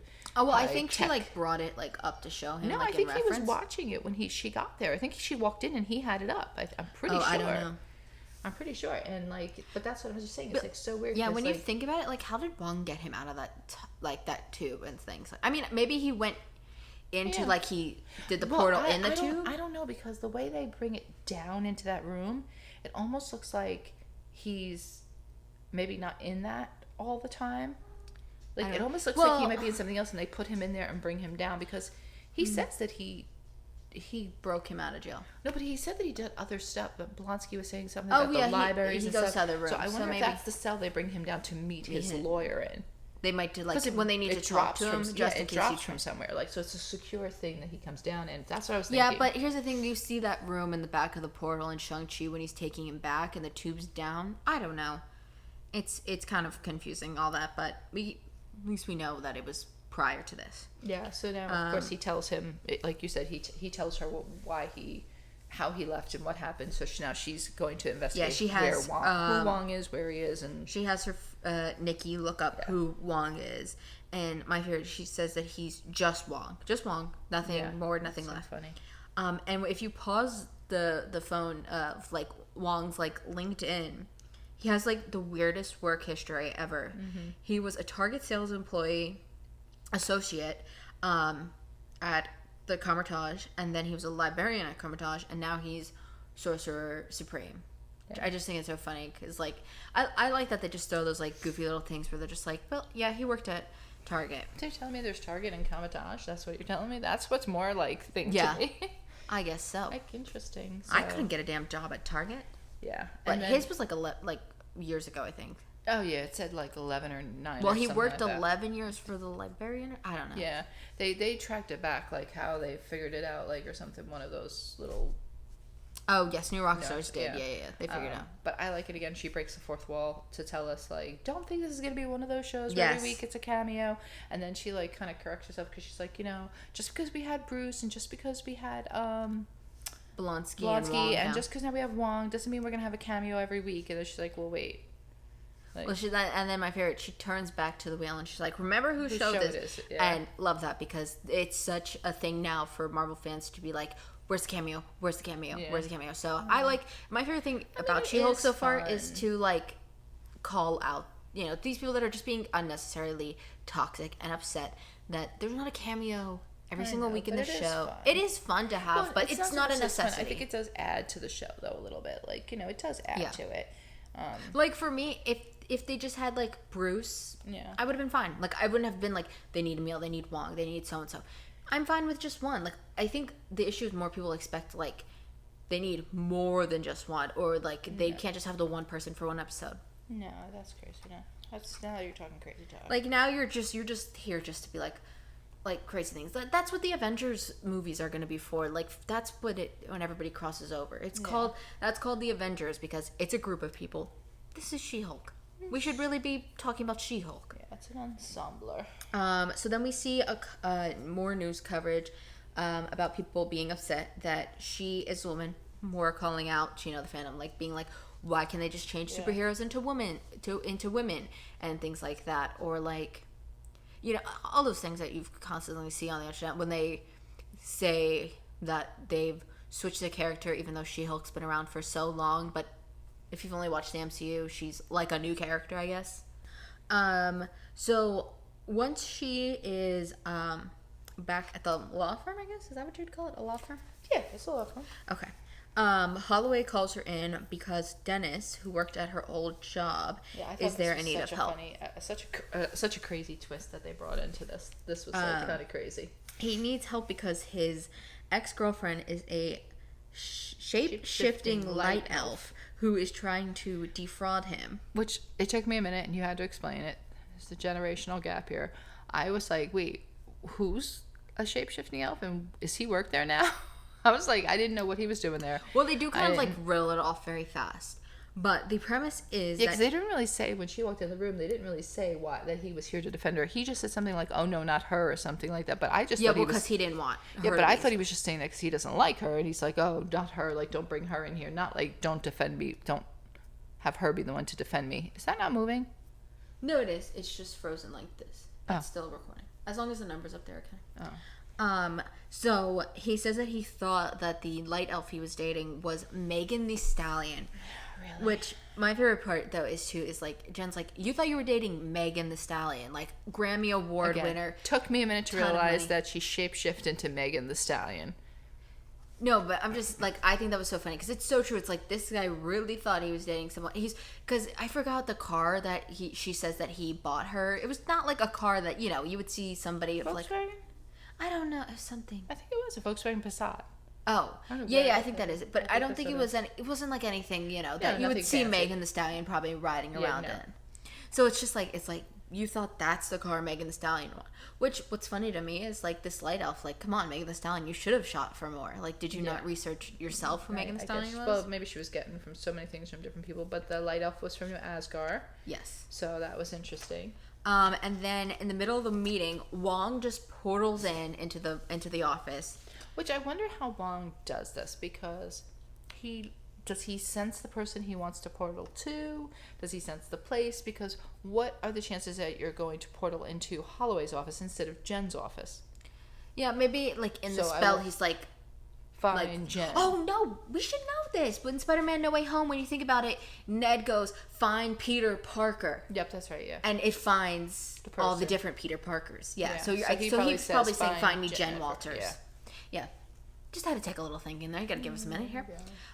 So Wong, though, he does confirm Belanti's story by saying that he needed a worthy opponent to become Sorcerer Supreme, and for him, and he requests that he's not punished.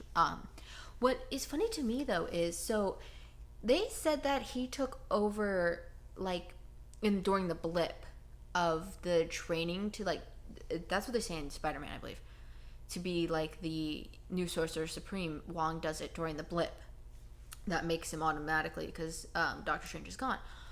But Shang-Chi is after the blip, so why is he officiating becoming the Sorcerer Supreme after the blip when by now Doctor Strange is back? That's a little, like, that doesn't make... I don't know. Unless it's just, like... No, but I don't think he was in charge, in the No Way Home. He wasn't in charge. Wong was still in charge. No, Wong is still in charge, but I'm saying in Shang-Chi's taken after the blip. But because Doctor Strange blipped away, that made Wong become the next, like, Sorcerer Supreme in charge. But he was fighting Abomination to, like, as his training to become Sorcerer Supreme. Like, do you know what I mean? Like, see, it's a little confusing there. Maybe he just has to fight certain opponents every once in a while. To, maybe, like keep his, like, title. I guess Doctor Strange wouldn't have had to keep his title because he was, like, fighting all the... I don't know. That's interesting. It was something that he didn't have to do that. Did he? Yeah, I don't Did he think so. fight anybody? Not like that. No. So we get a little Spider-Man nod. He tells her that he knows what she's thinking, that they should just erase everybody's memory of it, and he says he won't do it again because it's really messy, which obviously referring to Spider-Man, which is interesting because he doesn't, like, he's only in Spider-Man in the beginning. Yeah, but he knows what happened. Well, yeah, he tells him don't do the spell. So yeah, he obviously knows what. Oh, well, he does know because we see him in Multiverse Madness talking with America Chavez. And yeah, that's what I'm saying. He knows what went on, but she's like, no, I just want you to show up at the. It's so funny because they're all in this world of, like, superhero, magical craziness, and she's just like, no, I just want you to show up to the parole. Yeah, because he also, like, explain what happened. We can put him in the mirror dimension, the shadow dimension. He's like, I have, and he touches, like, his head or his nose or what was it or something, and she says, no, don't touch the side of your nose or your head. Oh yeah, she's like you know, like giving him like a wink or something. Yeah, we can have Plan B, and I can touch the side of my nose, and she's like, no, I just want you to show up and explain to the parole board, like, everything you just said to me, which I'm thinking the same thing the parole board says later, like, well, isn't he gonna get in trouble because he did break him out of jail? Yeah, but I mean, I assumed he did exactly what he was gonna do, portal right out of there, but you know. So Pug says that he'll help Dennis build a case. Well, yeah, because Dennis is like, well, I don't want her, I don't want this one, and then he's like, him, I'll take him, whatever he is. He didn't even know, like, what kind of lawyer, if he wasn't a lawyer. He just didn't want a girl, which basically. Is just so sexist. So Pug watches a video of the light elf turning into, like, Megan the Stallion, and then all of a sudden Dennis, after their meeting, comes back in and he's like, oh, I'll drop the case. Yeah, he was a little weird. He comes in, bro, I'll drop, like, it's like, you knew he was, something was off there. And then Pug gets a call, and it's from Dennis talking about, like, parking or something, and he realizes that this must be the light elf talking to him. And then of course like the light elf leaves and like is dressed like Pug. Yeah. And like hits on all the women or something, like trying to. He's like, oh, I cause love problem. harassing women in the office. And then we go to the DODC with Jen for the hearing. Yeah, the case hearing. And sadly, your theory is debunked as the 7 soulmates show up. So sad. Yeah, 7 crazy ladies with flower wreaths on their head and white dresses. Yeah. I mean, listen, I liked my idea it was better. a good idea. I liked mine better. Well, look, they can all just be dressed like that. We don't know. They could be. No, I guess. Yeah, no. Gotta let it go. Come up with another theory. It's all right. Yeah. At least you're letting it go, though. You could have, there's Marvel theories that people hold on to for too long. No, I don't. I think I have to let that go. Yeah. So they ask what he would do if he was released, and he says he plans on opening like a meditation retreat, and it's going to be fully funded by his 7 soulmates. Yeah. But they said he owned the land, didn't they? Yeah, like it was land that he already owned, but they're going to, I guess, like fund everything else. And then they have, like other people in the jail testifying for him, like a librarian and things like that. Yeah, some of that was really funny because they had like the security guard, the one guard, like crying like over because his he was wife, over his wife, but like Emil's like guiding him from like the chair. He's like, I love you, you're fine, move on. And then I guess he knows that he gets emotional and he's like, okay, next, bring the next one. And then Wong finally ends up showing up to the the hearing because she's like worried that like he's not gonna they kept trying to put it off to like so then we switch to the case of the light elf and the light elf requests that they get exemption because in New Asgard they would get like diplomatic immunity or something. They're like, no, that's not working here. And my favorite though is the elf is like, but New Asgard is not a place, it's the people. And the judge is like, no, we can't, we're not using like Thor's like speeches here. Thor's speeches don't work here. Yeah. And the judge for them ends up ruling that they'll take it to trial, and then when the judge leaves, the elf transforms into the judge. Yeah, I mean, come on now. Yeah. So back with the Bolonsky case though, Wong testifies that Bolonsky denied his offer to keep him actually in Comertage, like when they were going to let him stay, and he said no, he had to go back to the jail to to finish his little sentence and all, which was pretty good. And then the parole board's just worried about him turning into Abomination, which was like crazy because that's exactly what he does. Takes his little shoes off, puts them on the little side, and to show that he has control of it. And the judges say that they'll think on it, and then they, like you were saying, they try to reprimand Wong, but he just straight up portals right out of there, like not gonna even. I mean, what are you gonna really? How are you gonna reprimand him? Like, how are you gonna stop him from being able to like portal things out? He was gone. Yeah. While they're leaving the DODC, reporters like question her, and one of them say that there's a bunch of protesters outside of there, like waiting for her. Yeah. And then she meets somebody wrote something on her car, like something about monsters. Yeah, monsters I think when defending she meets monsters or monsters something like that. I don't know, monsters for monster or something. She tells that to Nikki when she meets her. Oh, my phone's on. Oh my god. She had her phone on it. I'm sorry. Yeah, so at the bar with Nikki, I think she says that when she's also telling her she wants to she can't wait for it to be over and be a normal lawyer. She's like, you're not going to be a normal lawyer. Yeah. She's trying to convince her that she needs to do an interview and tell her side of the story so that like people can hear from her. Yeah. And then Pug joins them and asks how did they handle Dennis, and they just said he's gross.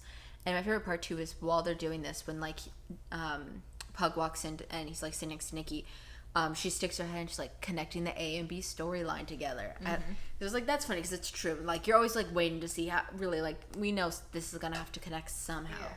How is it going to, like, and then Pug asks if he can like use what she said about them saying gross, like if she'd testify that in or if she'd say that under oath. Yeah, well, because she said basically that he's that like conceited in that like way that he believes he probably was able to get someone like Megan Thee Stallion, like, Yeah. because everybody's like, what, is he that stupid? Like, no. Yeah. He believes it in his own warped mind. So That he is that delusional. Yeah. And the judge actually ends up ruling in his favor, and the elf will have to do 60 days in prison for impersonating an official. And then in the back, they pan into the audience. The real Megan Thee Stallion is there, which I just think is like fun that they actually got her to like. Yeah. I felt like she was actually going to show up when they did show her like the elf transforming into her. I mean, that could have been like a green screen. Yeah. But the fact that she was like actually in the, you know, I thought that was fun. And Dennis says that he wishes the elf could lose their power, like as like a consequence so she as couldn't well. hurt anybody else, because it is true. I mean, if you don't take their power away or something like that, how are they not going to not? Because she could just keep impersonating people to get like out of jail or something. I mean, yeah. And Jen tells us that gave her an idea from him saying that. And the judges decide that Blonsky can be released, but oh yeah, Sissy? what's the matter? Well, apologies for Sissy there. The judge, though, like I was saying, it's not over. she'll come back. The judge releases Blonsky and says that he can't change, and I think they give him the same inhibitor that Bruce has on his arm, which is interesting because Bruce said that he couldn't make another one. So who made this one? Maybe like he can't make one for Hulk or something based on her genes. Or I thought he said it was something about her blood or something. Maybe. So maybe it's more like tailored to the person. Like he couldn't make one for the Hulk. And Jen then does an interview with Citizens News, and they ask how. But she did that based on her conversation with Blonsky. Remember, because he said he promises the board that they promise he could be free as long as he never turns into abomination, and he tells her that she should tell her story because either way they're going to tell it. So why not tell it from your point of view? Yeah. So like he actually gives her like he shows like a moment of like. Maybe he is okay, but I don't think it's going to end up that way. Well, considering that he's probably going to join the Thunderbolts. Yeah. Probably not. But he did say, like, in his time when he was bad, it was because he was being persuaded and he thought he could be the hero. Yeah. Which I could see them making that be, like, the same way when you think about Falcon and the Winter Soldier. The reason U.S. agents join because he thinks he can be the hero. Yeah. Which I think is going to be the premise for a lot of them, is that they think, oh, they can be the hero now. But yeah, she does the interview like I was saying, and they ask her how she got the name, and she says that some random guy just came up with it, and now it's just her name. It's stuck, yeah. And then she thinks they're going to go ask another question, and they go to a commercial break, and they say that when they come back, she'll be sharing her diet and workout. Yeah, and she's like, what? Because that's not who she wants to be. She wants to be known for her lore, and yeah. So then on her way home, she gets attacked by men. But then she realizes, oh, I'm a Hulk. Yeah, that was funny. Where she's like just fighting them off, and she's like, wait. And then she transforms. Yeah, and then she transfers into the Hulk, and it's like, there you go, she's done. So the guy basically though says like, oh, if you're gonna walk around and flaunt these powers, then you better back them up. And they pull out these weapons that they say they got from an Asgardian construction worker. Yeah, I thought that was interesting. Because you know what? At first they looked like I think it's the clandestines from Miss Marvel, like when they were forming those weapons or whatever. Do you remember that? I thought at first it was like, oh, it kind of looks like those kind of weapons, but no, I had no clue that was a thing. But like, that's interesting.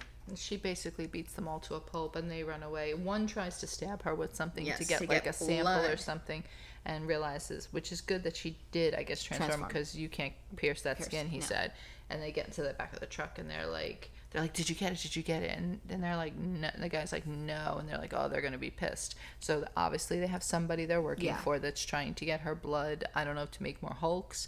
I don't know what the story is. Well, we do know from like the Hulk that her blood is different from his. Yeah. It healed him and things like that. So yeah, but I don't know. They may not, but the public may not know that. I was going to say, I don't think anybody really knows that part, but I think they just see that you can't find Bruce, obviously. Yeah. And she's a little more accessible, so maybe that's why they're figuring like get her or something, but didn't work out for them. That's the end of the show, and we have a post-credit scene, and Megan Thee Stallion shows back up, and she makes Jen her new lawyer. Yeah, I don't think her post-credit scenes mean anything except no, I just think like they're fun. Yeah, I just think they're like a little funny bit. They were like they feel like more like scenes that they wanted to put in the show, but maybe didn't fit with the flow of the show.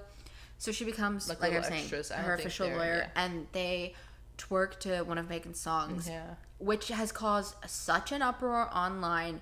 Really? Because, like, it's just like, they're like, this is so unserious. I'm sorry, did you not watch Guardians of the Galaxy? They did a dance battle to save the universe. Are you serious? True, like, you can't say that and then be like... Yeah, but I could see if it was like, Taylor Swift or something that was, and you're twerking. No, that doesn't make sense, but... that's Megan Thee Stallion's song. It's literally saying, body, yada, yada, yada. That's the whole point. So, I mean, what else would you... Yeah. And then I just took some side notes that I thought about the show. Oh my! What are the side notes? I think, in my opinion, the CG surprisingly looks better when I think her hair's down. Oh yeah, you were saying that about the hair up. It doesn't. I mean, it doesn't look as bad, and you would think hair down would not be as good because you got to simulate all the little single hair follicles, and they move like real hair does, which is hard. But I don't know. I think it looked better. I also feel like Wong is much more carefree post Multiverse of Madness. Yeah. But you have to think he was like almost dead at the hands of Wanda, so maybe that's why he's like living life to the fullest now. Yeah. But I don't know. I just felt like he seemed a lot more. We also don't know what happened like in between certain things yet. Still, so. Oh, and then I also, like I was saying, that we can assume since Wong said the fight was for him to become Sorcerer Supreme, that this is definitely that Shang-Chi happened in place, and someone just found this this like old footage. And I also thought, so do you think he did not leave prison like recently? No, so it would have to be a few months ago. They're just saying that they saw see, that's where it was footage leaked that he left, but they didn't know he left, even though he's back. They know he broke out and did this. That makes more sense, definitely. And I thought, back to the post-credit scene, that some VFX animator had to sit there and animate the She-Hulk twerking. Like, I just, like, had to think, I was like, somebody sat there, did that, and had to sit there and do that. Well, they did say, I saw, like, them talking about it in an interview, that Tatiana Maslany, who plays She-Hulk, was, like, there on set doing the dancing. Mm-hmm. So, cracking bones. So I'm sorry. Oh, that was real loud. So she probably... Falling apart, guys. So she probably, like, did that, and they, like... took the model of her doing that onto the thing. And I said this to you while we were sitting here. I feel like the She-Hulk's head is too small for her body. Like, I feel... In general, or just when the hair's up? I think that when the hair's up, it's more noticeable. Yeah. I don't like the hair I think the hair... It's, like, weird. What are you doing? Because I think the hair is so big that it fills it out. But when the hair's up, it's like her head seems... Like when you think about it, when you look at the Hulk, his head significantly grows. No, and I think not like they have to make it like a different shape or bigger. No, but just it like, is. It's bigger just like a little bit. Like scale it up a little bit because her arms are so much longer now. Her legs are longer. Yeah. So I think if they had made her head just like I'm talking about like 5% bigger, I think it would give it more of like less uncanny valley. But I am still very much impressed because Tatiana Maslany is such like an expressive actress that they really do bring her expressions through, even in the She-Hulk thing. No, I agree. All right, that's it for She-Hulk. Sorry, I always have so many thoughts on that because I don't know. Solo watch time. Oh, you have your own little song. Did a little ditty, like the little Wheel of Watching song, eh? Yeah, I may have to auto pitch correct that, slap a little autotune on that bad boy. That's not fair because nobody's auto correcting my wheel of watching. Yeah, not at all. No one's doing that. Yeah. Should we say what we watched and then we'll each go into our thing? Yeah, we can because I know we said some other things and I definitely did not. Oh, no, I did not. I did not follow the guide at all, folks. What did you do? So, of course, I watched High School Musical. I watched it without you. And then after I watched it, I was like, oh, should I have asked her if she wanted to watch this with me? No, I was good. It was such a good one. Not like drama-wise, but like for a High School Musical fan, it was a good one. Yeah, I'm good. And then I watched all of Dead to Me seasons 1 and 2, which I only watched episode 1 last week. I'm not going to lie. There's a whole hell of a lot of notes. What happened? Yeah, because I have big writing. This page is tiny. Okay. And then I watched Hacks, and I watched the trilogy of the Ocean's movies because they were leaving HBO Max. So I got a little bit of stuff, but they're really all synopsis. It looks like a lot, but I swear it's really not. All right, who wants to go first? So well, you gotta label your shows first. Sorry. Yeah, I watched Love Island Reunion and the finale. I don't think I discussed the finale. No, you didn't discuss the finale. Yeah, so the finale, Love Island Reunion. Southern Charm, episode 11. I watched Dollface, finally hit that. I really like that. I got episode 1, 2, and 3. Making the Cut, episodes 1 through 5. And I finished Maggie, which I think were like 2 episodes.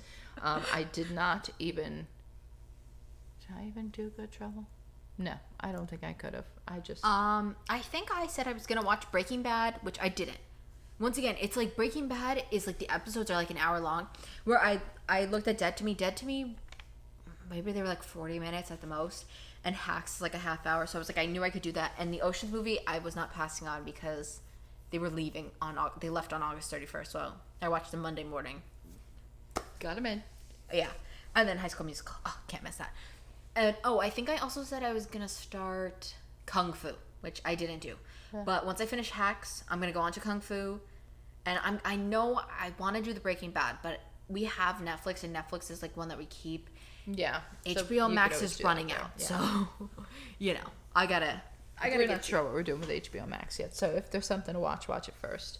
Yeah. We know we're not getting rid of Netflix anytime soon. No, because Cobra Kai this month. Yeah. So should we do like 1 and 1 and 1 and 1 just to keep it fresh? Yeah, we can do that. That seems fun. All right, go ahead. You want to go first? Yeah. So Love Island, I picked the winners for USA. Wow, yay. Zeta and Timmy, knew it was coming.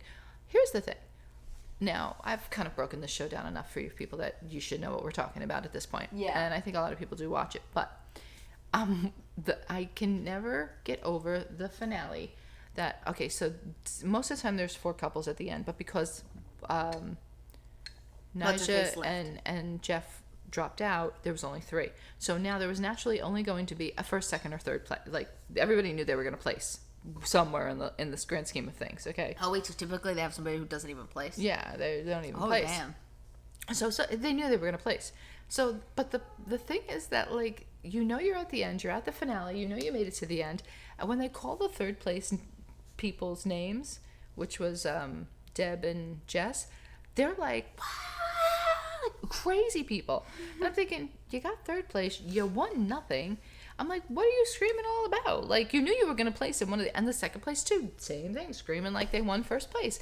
And like the best part is Sarah Hyland is the host. She's like, how does it feel to be in third place? Like, and I don't know if she's asking for like, are you disappointed? But most of them are like, oh, it's great. And I'm like, no, it's not. Well, you missed winning the money. Well, I guess, yeah, you did miss winning the money. But you did at least, I guess they're still excited that they made it to the end. Yeah, I know. But it's like, you're already there at the end. Like, clearly, at this point, you were the final 3, but whatever. I mean, I was not surprised. But the thing that they do on this one that I noticed they did not do on the UK one, which they used to do, was the whole premise was that, because look, you could just make an arrangement with someone to go to the end. Like, I always think of that when I watch this show. Yeah, but aren't there cameras on all the time? Yes and no. Like, there's times where they probably could signal or do something or get, maybe caught where, like, they could somehow figure out a way. But my thing is, on Sundays, they go on breaks and they go places and they don't have to record. Oh. So you still socialize with your peeps, but yeah. So you could say to the person, listen, you and me, I think we could make this work and we could go all the way to the end and we could convince these people and we could win the money. Because all you have to do is convince the public that you are, the ideal couple. And I'm like, just a cutesy couple, and people fall for it. Believe me, they always pick that one. But the thing is, on UK, you just win the money. The couple just wins the money. So, and then you split it. But on USA, this was the premise of all the other ones that I used to watch, is you don't just win the money. You get 2 envelopes at the end, and whoever wins, they get 2 envelopes to pick. One has the money in it, the 100,000, and the other one has 0 in it. So whoever gets the envelope can either keep the whole thing for themselves, or they can split it for love and split with the person that they're going to leave with. Isn't that a show? Another show? That's Love Island. Wow. I think that's what you're thinking, because when I used to watch it, that's what they used to do.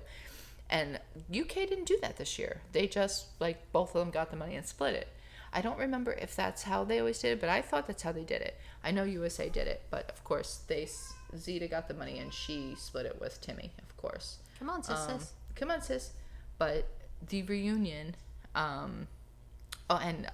USA had no audience. They still didn't have any audience, where UK did. UK had people, like tables in at the villa, where USA didn't. They still had just the 3 couples. I guess they were not ready to get involved in that, so they kept that. Well, and even like the parents' visitation, parents didn't come to the place, and obviously it's somewhere here, because they were talking about in the reunion, they were at the villa and they were talking about a couple that lived in California was talking about driving up to the villa. So obviously wherever they are, they're somewhere in California. I don't know where. Maybe out like in like the deserts or something. I have no idea. Maybe. But UK had parents show up too. So obviously they felt like if you tested positive, you didn't come, because one guy's parents tested positive, or sister or somebody tested positive and couldn't come. But at the reunion, which I don't like, because here's the thing, I love a good reunion.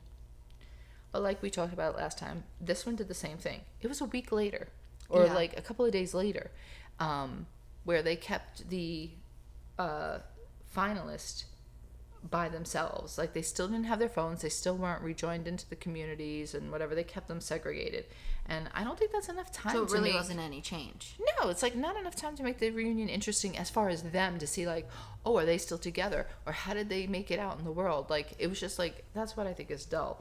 And they do it like right after the show ended. So it's like the only thing that was good was like they brought a lot of the islanders that passed through the villa back. So there was a couple of those people that have already been out for a while. So you got to see who's still together, who got together, who's not together. Like, that was good.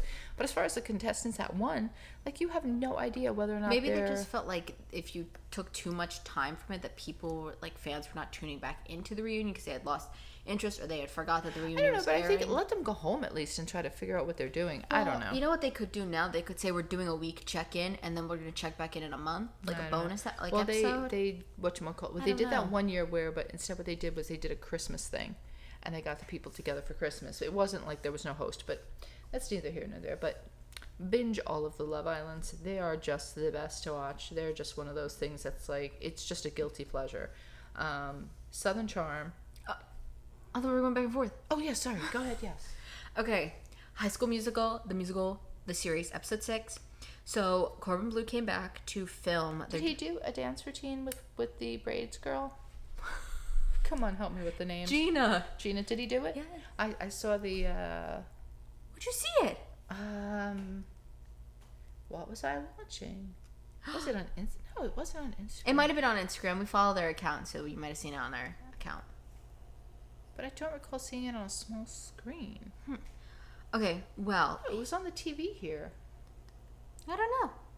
That's interesting. They played the song, something about dancing differently or something, and I was like, I don't know if that's really Corbin singing, but... I don't know, I think it is. Because they posted on Disney Plus a video of him singing I Don't Dance, and then the same song about dancing. I was questioned his singing, to be honest with you. He's more of a spoken singer. Mm-hmm. Hey, he's not Zac Efron, who used Drew Seeley to sing. But no, but Zac did say he did want that. Him. He wanted to sing, and he did. They wouldn't let him. And then the next one, they did. Okay, but he's back to film Color Wars because Disney Plus said it's a lot like the Disney Channel games, because they're all dressed up in colors. So the person who EJ called at the end of the episode was... Oh, yeah, who was that? Miss Jen. Oh. They're, you said that? She was my change after I said Nene. And he has her there to, like, help, figure out how is he supposed to do this. And he wants to keep her a secret, but they do all find out that she's there, and she, like, helps everybody with, like, all their, like, personal issues, because she's very much, like, she acts as, like, their, school mom. So this is the part with the song. Gina ends up getting hit in the head with a basketball, and she dreams a whole song with, Corbin. It was like a dream.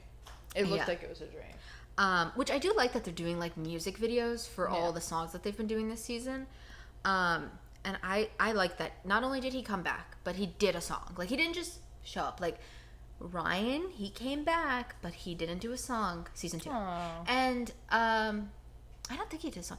And the other one too. Oh, what's her name? Kelsey, the one that would do the dancing. I can't remember her name.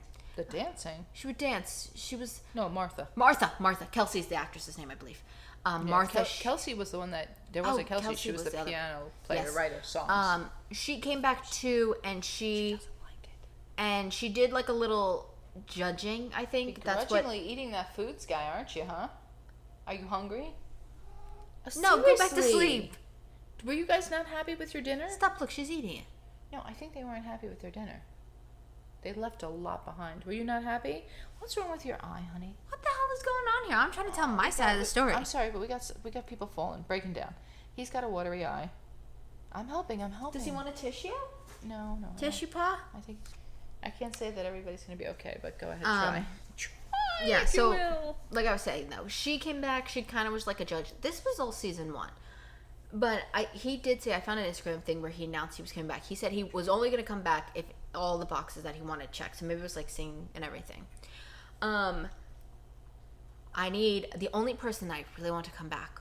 Ooh, I want Ashley Tisdale to come back. I don't need Vanessa. I don't need Zach. That's what I want. I think she would. She would be the likely person. I just feel like she would be, like, I think she would fit. I don't think she'll do it though.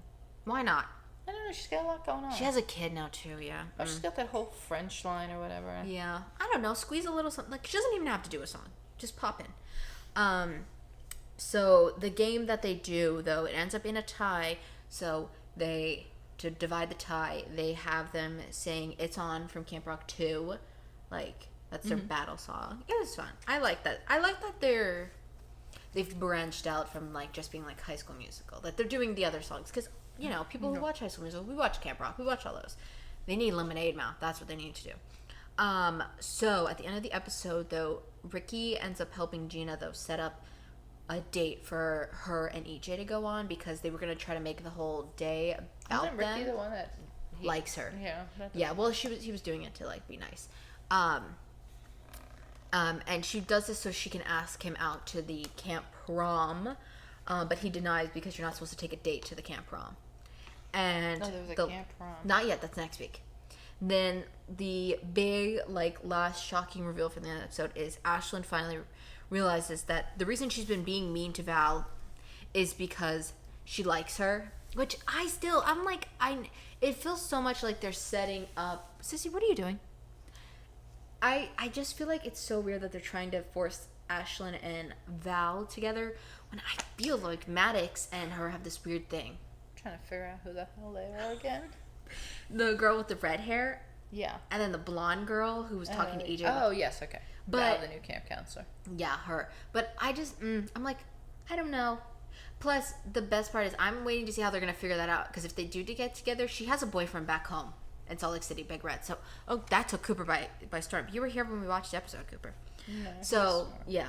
I don't know how they're going to figure that out. I'm interested. I'm assuming that will be touched this week. And I think there's only next week and then the finale. That's it.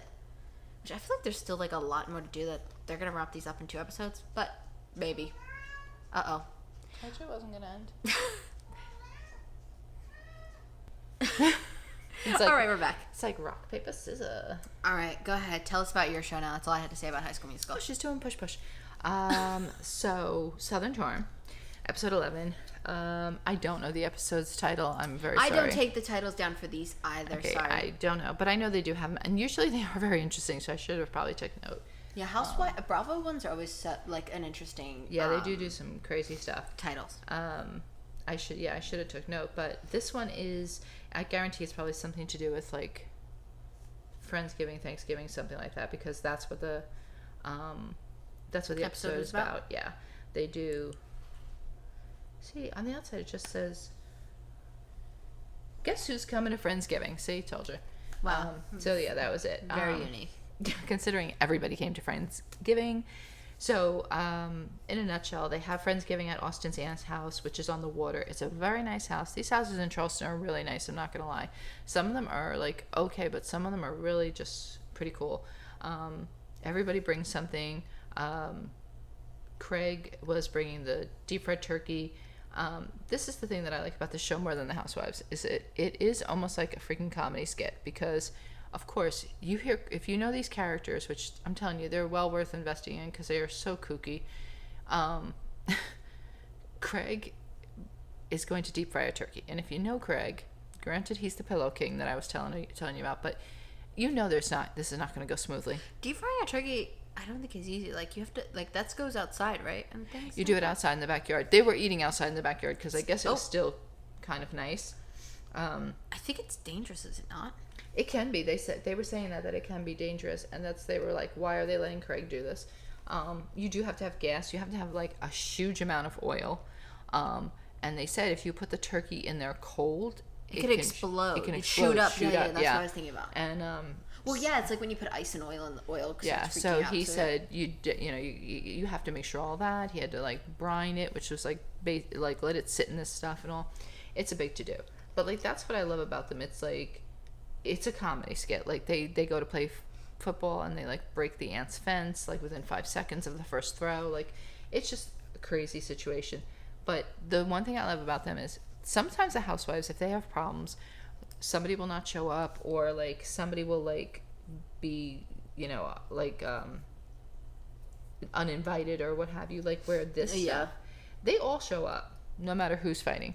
They don't care as long as there's one person or something. Like if the person that's invited, but are they a little bit more like family linked than like a house? No, they're not really, but they've been friends for years, all of these guys.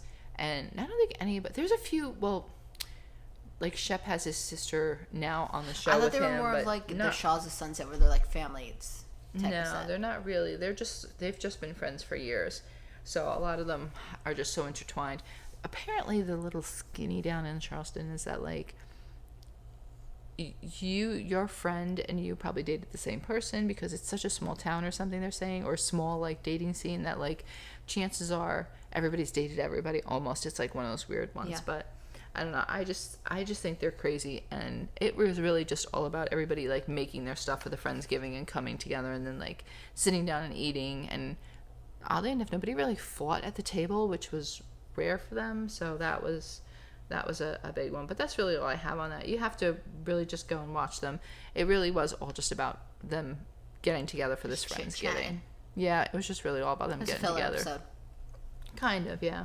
All right, I'm going to do, because that one was short for you, I'm going to do the Oceans trilogy, because I didn't really write much on this, because it was just like a little, like I just kind of threw these in here. So prior to seeing the Oceans trilogy, I had watched Oceans 8. Like if you watched that, I can't remember which podcast, but we talked about it, how I was saying that's my favorite like revival of a franchise, I think. Mm-hmm. And that was I actually saw it in theaters. So I've been meaning to go back and watch these movies. I just have never. And then I saw them like, all right, we have HBO Max. It's leaving HBO Max. Let me watch it now before it goes. So I will say I did quite enjoy them. They have that like. Sorry. What are you doing with your glass? I have like cat hair somewhere on my eyes and all, but go ahead. Those movies have very much of that, like, I don't know how to explain it, but there's like just in the early 2000s there's like a way of editing and filming movies that it's very like, if you put a movie on from there, I think people would be like, oh, I can guess that was filmed in the early like, you know what I mean? Yeah, I think that's you because you know that stuff. I don't know, but I just feel like this movie very much obviously had it because it was filmed. They were filmed in 2001, 2003, and 2007. So my favorite Sissy's going ham on the biscuits. Get it, girl. Go push, sis. She's feeling free with her nails that she just got cut. Mm-hmm. So this one, technically, I know it's like I should think of the other way around, but the scene opens with Danny Ocean getting released from prison, and they're asking him, "Oh, what would you do if you're released?" Yada yada. It's literally the same exact scene that we see in Ocean's 8. Like it's like pretty much the same. Just obviously she plays Debbie Ocean, his sister. Yeah. Which I think is funny that like. I know, like, obviously Ocean's 8 was made after, but he just doesn't mention he has a sister or anything like that. So I noted that was, like, the most notable thing about that one. I thought that one was interesting because not only, like, did they, like, trick the guy into, like, being like, oh, I stole your money, but, like, I also got, like, I was like, wait, they're downstairs in the vault, and they're gonna leave. And the guy's like, check the floor. What does the floor say? And he's like, the guy's like, there's no name on the floor in the vault. He's like, it should say Bellagio. I did this a few days ago. Because they had rebuilt the vault and they filmed it, faked it, set it up in security cameras. Yeah. It was just insane. That one, I think, is probably the favorite out of all of them, which the first one always is. The second one, Ocean's 12, I just found myself playing games on my phone, a little distracted. Not that it wasn't as good, but it just it was not. Like you know how I just said I was like, not that I was confused, but like they duped me in the first one as well. This one I was just confused. I don't know why. I don't know. I wasn't feeling it. The third one though, I think not better than the first one, but better than the second one. It's back. I don't know. Maybe it's just I like the stealing of like the money more than like the egg in the second one, because that's what they're stealing, like an egg. I don't know. And also the second one with the whole, what is it? Is it Julia Roberts? Is that who it is? Is it Julia Roberts? They have her play herself at one point. Like, I don't know. It was kind of confusing.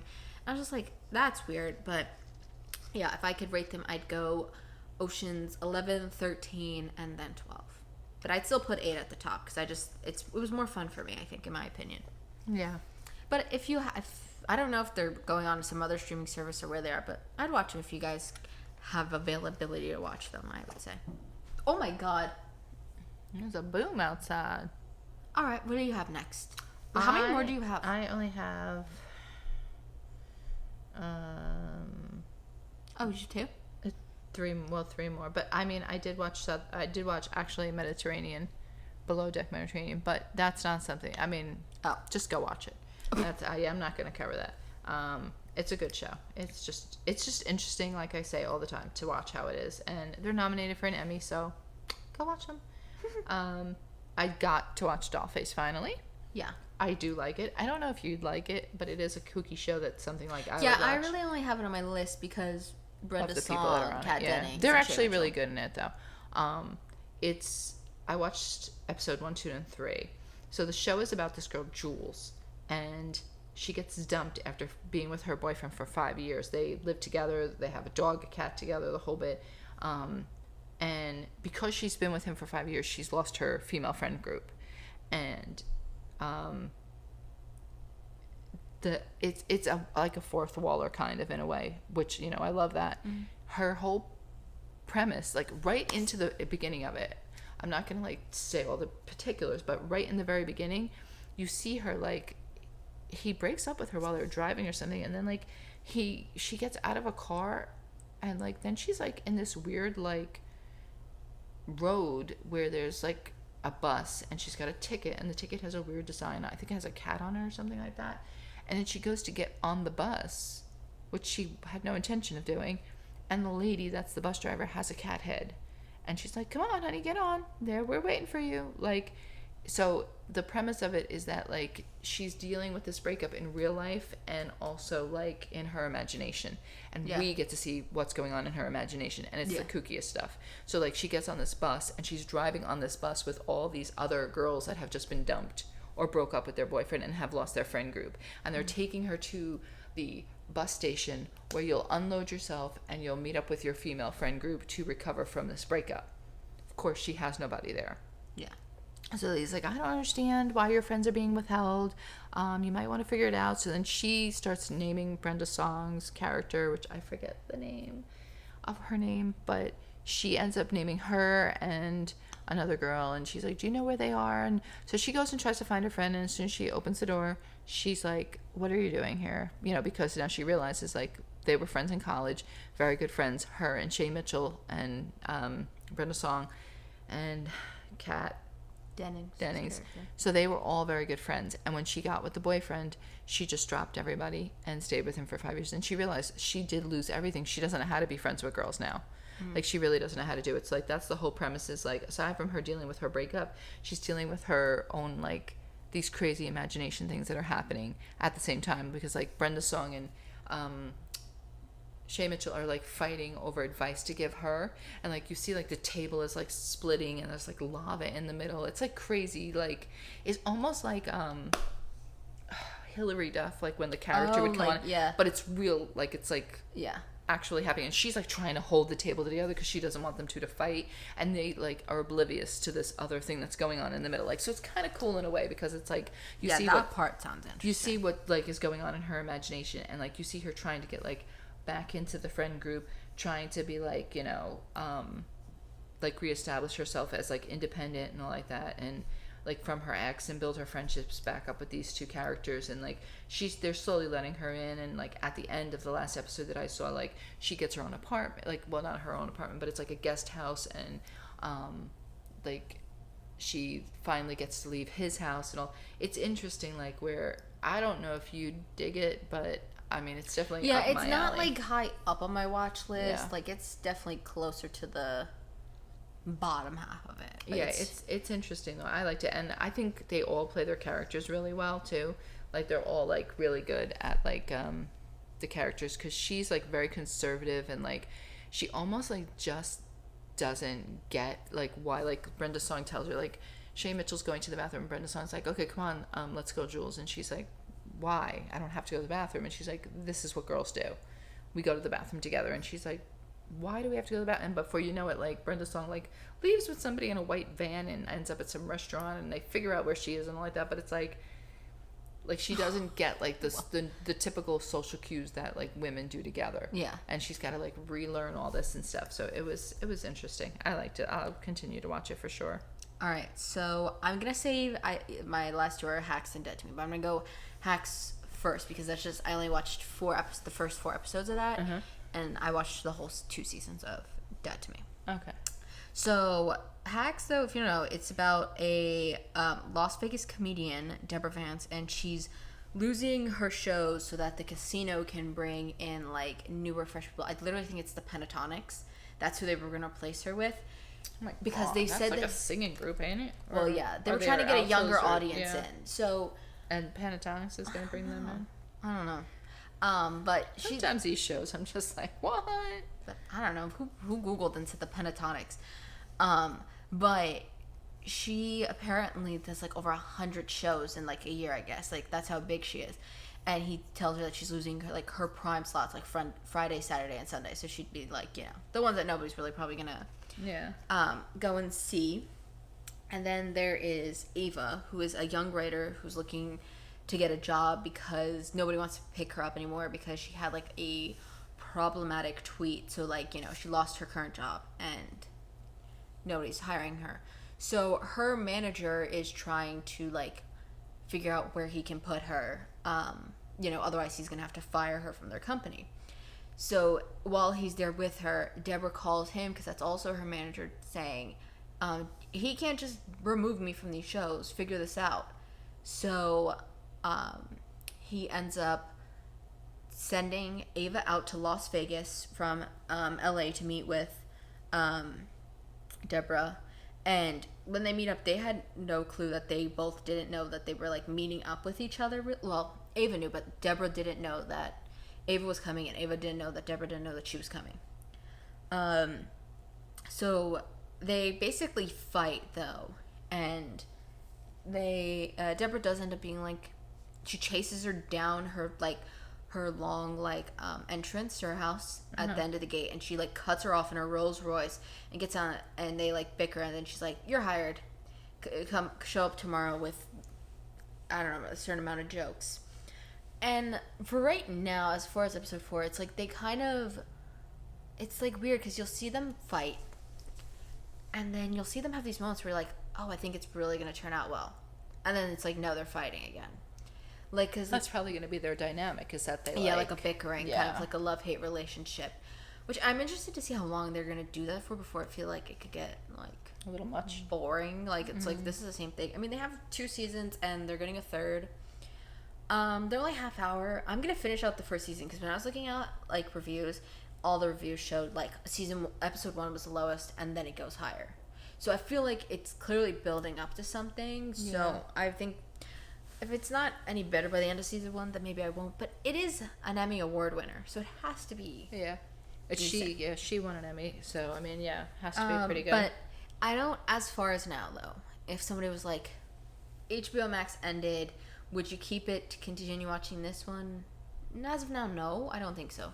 Yeah. Like if we got if we got it again for Selena plus Chef or Titans, I'd see what the 3rd season is, but I wouldn't actively seek it out, I don't think, for now. But I mean, I think it has potential. I'm hoping it will turn around. I mean, Dead to Me did. You'll hear once I get onto that. Oh boy. All right, What do you got next? So you only have one left. I have yeah. two. Well, I have 2 seasons of Dead to Me, so I can break my seasons in half. Well, if you I'll want. just do these 2, and then you can do Dead to Me, because these are not long. Like, they're Okay. nothing long. Because the one is making the cut, which is on Prime. Ooh, wow, she's using the Prime subscription. I gotta do it. Season 3, episode 1 through 5 is what I've watched. The show is basically like Project Runway. well, no, because it is very different though. But it's basically like a Project Runway. I mean, it's Heidi Klum and Tim Gunn are the hosts basically again, and this is their new show, and they're looking for a global brand, more than just like a designer. Like, they're looking for someone that's going to have like be like a global brand in like not just here. Like, they want that kind of designer that is going to be that like can reach everywhere. yeah, it's going to be like they're going to encompass everything to win their grand prize, and their prizes are big. I think they win $1 million. $1 million? Yeah, I think they win $1 million, and they win. Well, this is Amazon, owned by a literal like multi-billionaire. Yeah, I forget. So They he have should give out these prizes. There's lots of other prizes that go along with it. It's not just that. I'm assuming they get like a fashion contract or something. They do. They get a lot of stuff. But the judges are Heidi Klum, Jeremy Scott, Nicole Richie. He has those weird shoes, right? Yeah. He's brutal. He's brutal, but he's great. He also dresses a little funky. No, that's the shoes. Have you ever seen No, the Jeremy Scott is from Moscone? I'm trying to I think. thought he made weird looking shoes. He could, but I think feel he like I was remember Moscone. that because I feel like Justin Bieber. Yeah, well, he did just come up when I typed his name. Who? Moscone or whatever. Yeah, that's his brand, his label. Let me see. Maybe this is not the guy. No, this is him. Because I remember seeing these ugly shoes. No, yeah, that's probably him. I wouldn't be surprised. You could just Google his name, Jeremy Scott, pink poodle shoes. They're like from Adidas. I don't know. He makes those weird looking animal shoes. I was like, not a fan of it, but you know, everybody's got their own thing. Yeah, the winners also. I was looking for it. The ultimate winner receives $1 million to invest in their business, plus the opportunity to create an exclusive co-brand with Amazon Fashion and launch their existing brand in an Amazon fashion store. Well, what do you mean by ultimate? There's more than one though. No, I think they just been just make it sound real fancy, kind of. Yeah, because it says what do they actually win? Oh, I believe they also win a mentorship with Heidi. No. They win $1 million to build their brand, a fashion mentorship, the chance to sell their collection on Amazon, making the cut store, A chance, though. Yeah, a chance. Yeah, That's a chance interesting. to. Well, no, I think that's if they win. Like they get the chance to do that. A free 3-year lease at a fashion retailer. In downtown LA. But like a small store, not like a big Yeah. So they do win like a decent thing. I forget the mentorship is with some fashion a fashion house. But these contestants are not amateurs. They are actual designers that most likely have a brand already established. A lot of them, when they were doing it, like when they were showing their little like blip about them, they all had like either stores or like they were very established. A lot of them can rattle off like famous people that they've designed clothes for as well. So like it's people that are really established. Yeah, like isn't where Project Runway is more like amateurs. kind of like more people that are not as like, you know, well established. Like so they expect big things from these people. You know, you get the people that come in there, they're very conservative designers, then you get people that are so far out. There's one guy that's so wacky, and they all want to dress for like they all want to like design for like gender neutral and stuff. So it's very interesting. Like they bring all that kind of stuff into it. But I'm glad it's back because I really liked this one. They sometimes they get rid of more than one person. They leave it very open ended. Like they're like their way of judging is that they bring the person up, they tell them what they liked, didn't like about it, and then she runs down the judges. And they have Jeremy Scott and Nicole Richie as the judges, but they always have a guest judge. And they try to make the guest judge like not really famous. It's more like real world. Like they had this one guy that's on TikTok. I can't think of his name, but he's like an influencer that shows these outfits of his and stuff. Like, well, it depends on the thing. Like this was the last one I was watching, which is I think 6. is a social media thing where they're making Yeah. them do like a video for TikTok of their clothes. So they have these two sisters, the Bailey sisters, Chloe and something Bailey or something. Oh no, They're singers. Yeah, They're singers. Yeah, but they're very into fashion. They said so. They have them come in to like talk about like the videos and stuff. But like Jeremy Scott in I think it was episode 4 like freaked the hell out to the point where he had to apologize to the like kind of he apologized to the contestants because he said their stuff was so boring and uninspiring that like he threw his book. He was like, it was crazy. But it's like it's just that wacky. But I definitely recommend it. Season 1 and 2. 2 was done during COVID, so they had them isolated in this Los Angeles area. So it's very interesting. Like they found a secluded place that you had to go and you were like had to be tested by yourself and so it was I liked it. I like that. So I don't think there's that many episodes though. No, because when we were talking about it, I think you said that they're like airing There's like a bunch 8 or 10 or something. I know that I'm down to the final 5. So, and this is only episode 6 that I'm on. So I think it's like 8. Maybe they did something like Selena did 3, and then like 4. I think there's like 8 episodes. And then I finished Maggie. Finally, oh my god, everybody applauded. I really liked Maggie. She was it was one of those shows that was a different concept. Like even like the Dollface, like it's not just a Both typical Hulu shows. What's that other Hulu show that you like too a lot? Younger? No, there was another one too that you watched. I don't remember. You're a big Hulu original person, I will say. Yeah, I like some of their shows. They whatchamacallit, they have because they have unique like shows. Like their ideas are unique to me. Yeah. Like even Only Murders in the Building. Yeah, it's like they're unique storylines that you're not really seeing repeated, or at least if it is like girl breaks up with boyfriend. Well, now you have to go through how she like lost her girlfriend group and doesn't know how to get it back, and then you watch her have to deal with her imagination running wild with like so it's like different. And this one too, Maggie was like a different concept, like where she is a psychic, and like you see this young psychic trying to make it in the world, but like she has her own psychic who she goes to, who like was kind of like her mentor. Yeah, like that was kind of her thing. She is a single girl. She's got a best friend, and her parents are like they're like the main people in her show. They all know what she does. They don't ask her anything about her stuff. But in this show, they show her. They started with her meeting this guy Ben, and she touches him or something like that, and like she sees like it going somewhere with him, and then all of a sudden like she starts dating him, and as she's dating him, she gets another flash, and it shows him with this other girl, which turns out to be his ex-girlfriend that he's been with for years, since they were like in high school. And they flip-flop back and forth all the time. Like they break up, they get back, they break up. And so because she said she saw the future, they can't be together because she knew that he was going to end up with this other girl. So she tries not to like most of the time see her future, but sometimes she can't help it. So it's just a neat show because like I don't want to spoil it, but like she kind of like loses. It's like an adult version of That's So Raven. Kind of like where she loses her like powers, and like then she gets it back. Like she works to get it back or something, but she gets to see what it would be like as a regular person. And then like at the end, like this guy that she realizes she's got to let him go because that's why she lost her psychic powers, because she was like stifling herself because she really had feelings for him. They liked each other, and now the funny part is that he moved in above her, above her in the apartment because the parents own a duplex, and he moved above her. So now he has to see her with a girlfriend all the time. So like she's been like trying to keep this big secret from his girlfriend that they were like involved and like had a relationship and all like that. And when she finally like sets him free, kind of like that's when her psychic stuff comes back. But when it comes back, instead of like he goes and she says you have to like decide what you're going to do with your girlfriend. Like you have to either be with her or not because it's not fair to her, because the girl decides to leave because she finds out the secret that they had a relationship. And his sister's getting married, and they go to the wedding, and at this wedding you see that they got engaged, him and the girl.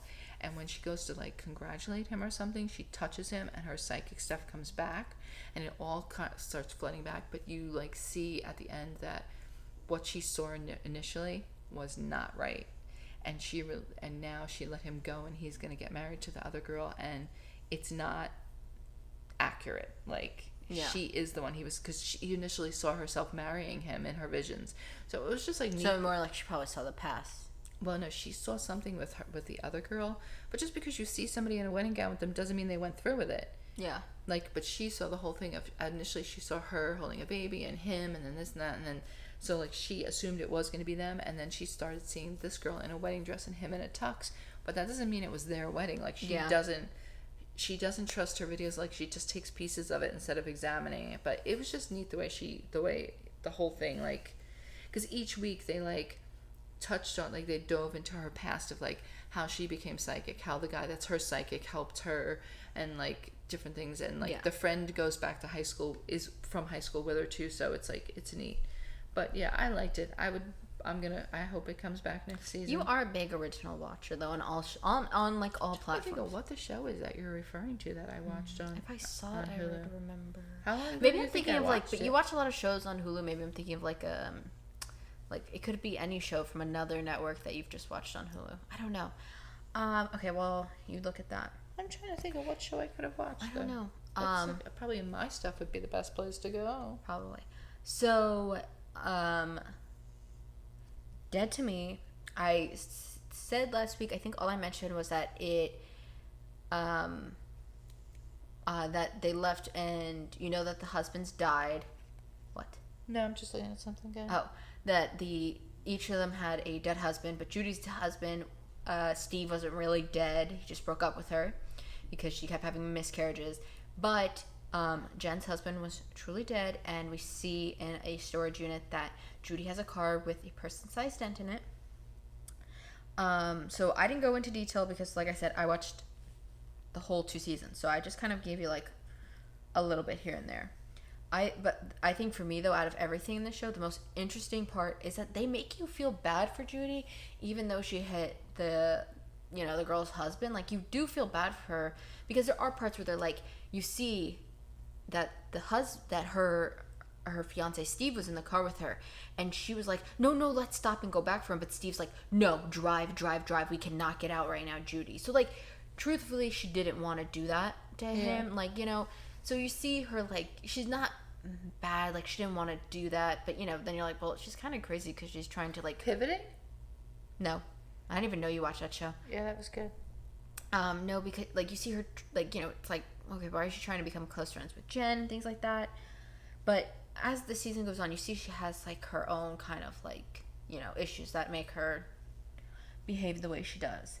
I will say there are parts though where you're like, it's kind of slow, but the wanting to know what's going to happen between Jen and Judy, or what's just going to happen to Judy in general, it's like you just want to know how the hell are they going to end this, in a sense. And that's what like kept me. It was like, okay, what's going to happen once she figures out? Okay, she figured it out, now what's going to happen?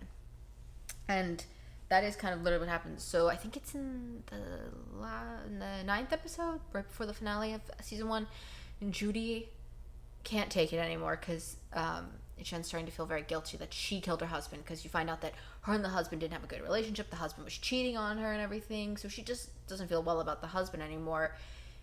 And Judy's like, she confesses to her. She's like, I killed him.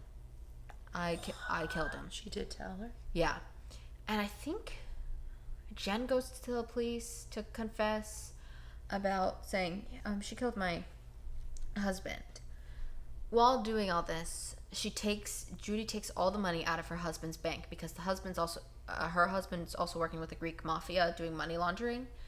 Oh my God. So she takes all his money out and she gives it to like Jen to cash to like try to help her with her life, because she doesn't have a husband, so now she's like going into debt and things like that. And Steve, which I wrote the wrong name at first. I wrote Ted. That's Jen's husband. Steve comes over to Jen's because Judy has been, up until like confessing, been living with Jen, and she kills him. He's getting in her face, and at first we see it like more like, oh, she like strangled him, or like you think like he was trying to like fight her. He was trying to fight her, but in the end we find out that no, he was just saying, oh, your husband wanted to die. He jumped in front of our car. He did it, and that got her so upset that she just started hitting him in the back of the head with a gun, and then pushed him into her pool. That's how the first season ends. Oh my And Judy comes over to help with the body and things like that. So wait, she calls her and tells her like, I just killed your husband? Yeah. Well, I don't think she calls her and says I killed her. She's like, you have to come over now. And Oh my because God. Judy still like really cares about Jen, she goes over.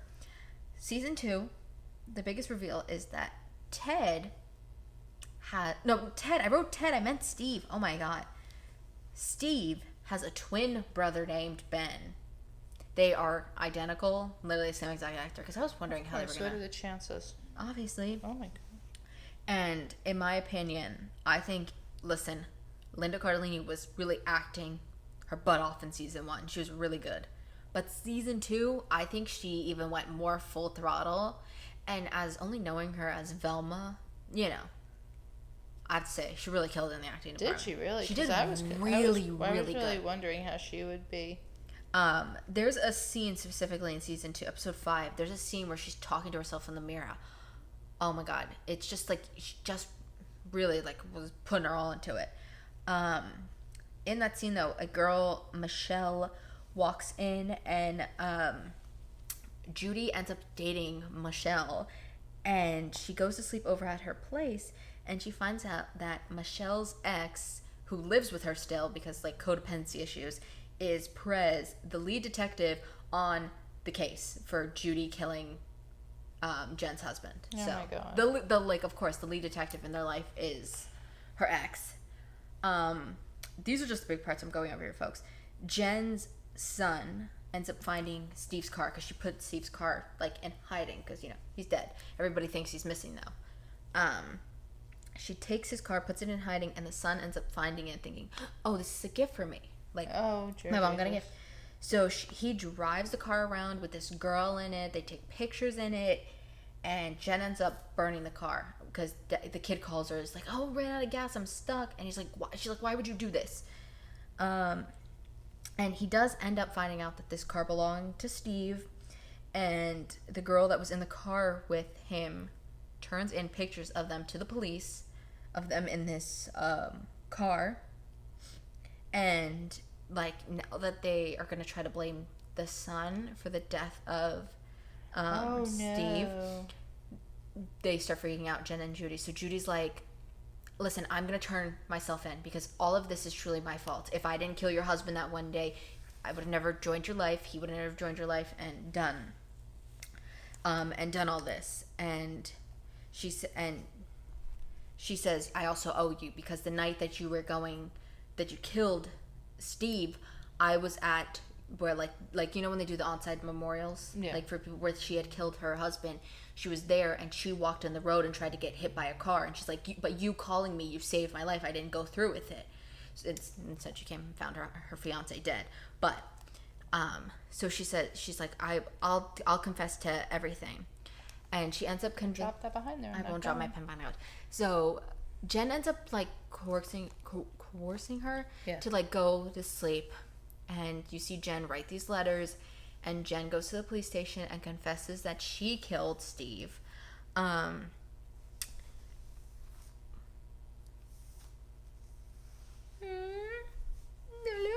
Hold on, I gotta read my own handwriting. Sorry, I was everybody. like, what are you talking about? So she goes to the police station. She confesses to Perez that she killed Steve, and the letters that she had left Judy was basically saying, "I want you to be my kid's legal guardians while I'm in prison."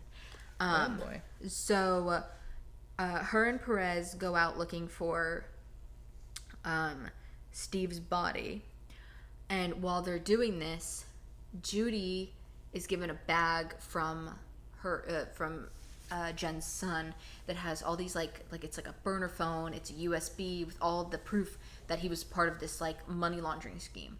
So they turn it in. So she turns it into the police. So one of these other guys that's kind of like helping them texts his presence like, "We got him." So she tells Jen, "We never came out here. We never saw anything. We never did anything. Just forget about it." So she ends up going home. Nothing really happens. We do see a scene though where this lady and her dog are sniffing where Steve is buried, and they find his body, of course, obviously. But the season ends on a big little cliffhanger. Jen and Judy decide, because the son has been doing really well all of a sudden, like recently, she's gonna get him a car to like, you know, because he's been through a lot too. And as she's driving home in the car with Judy, they get hit by Steve's twin brother, Ben, who is supposed to be sober, but you see they pan down in his car, there's alcohol. So he crashes into her, and... What are the chances, really? Well, she's also, like, she has these stop signs put up. This is, like, her, like, I would say it's, like, her seed plot of the whole show. She's trying to get stop signs for people to slow down, because then her husband wouldn't have died. Yeah. And she's pulling off after admiring the stop sign, and that's when she gets hit by him. Ironic. Really big part, which I didn't write down. She also ends up dating the twin brother for a little bit, too. Jen. It's crazy. It sounds it. I will say, if you like the show, watch Good Girls. And if you like Good Girls, watch the show. It's the same thing, like a very much of like a, you wouldn't think a suburban mom could be like this, be involved in this kind of crime, but they can. Good Girls to me is better than this show, because Good Girls a little bit different. Like, they actively are, well, I guess, yeah, they're actively in the crime. Like, they know what they're doing. But the kids are way more involved in Dead to Me than I think in Good Girls, because they have a lot younger kids.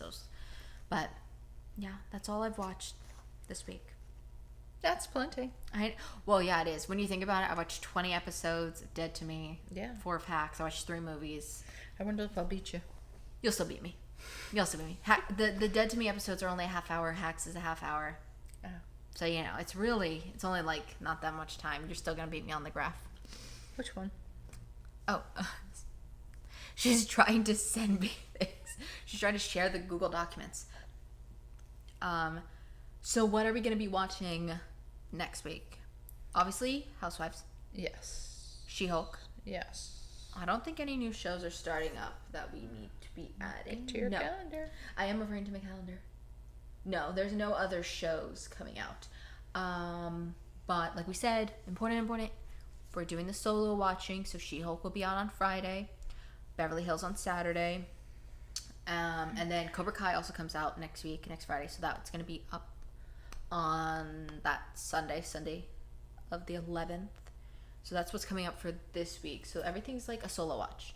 Well, not solo watch. Well, there's solo episodes. Yeah. Our solo watches will be on a Monday. Yeah, we're splitting everything up on this next go round.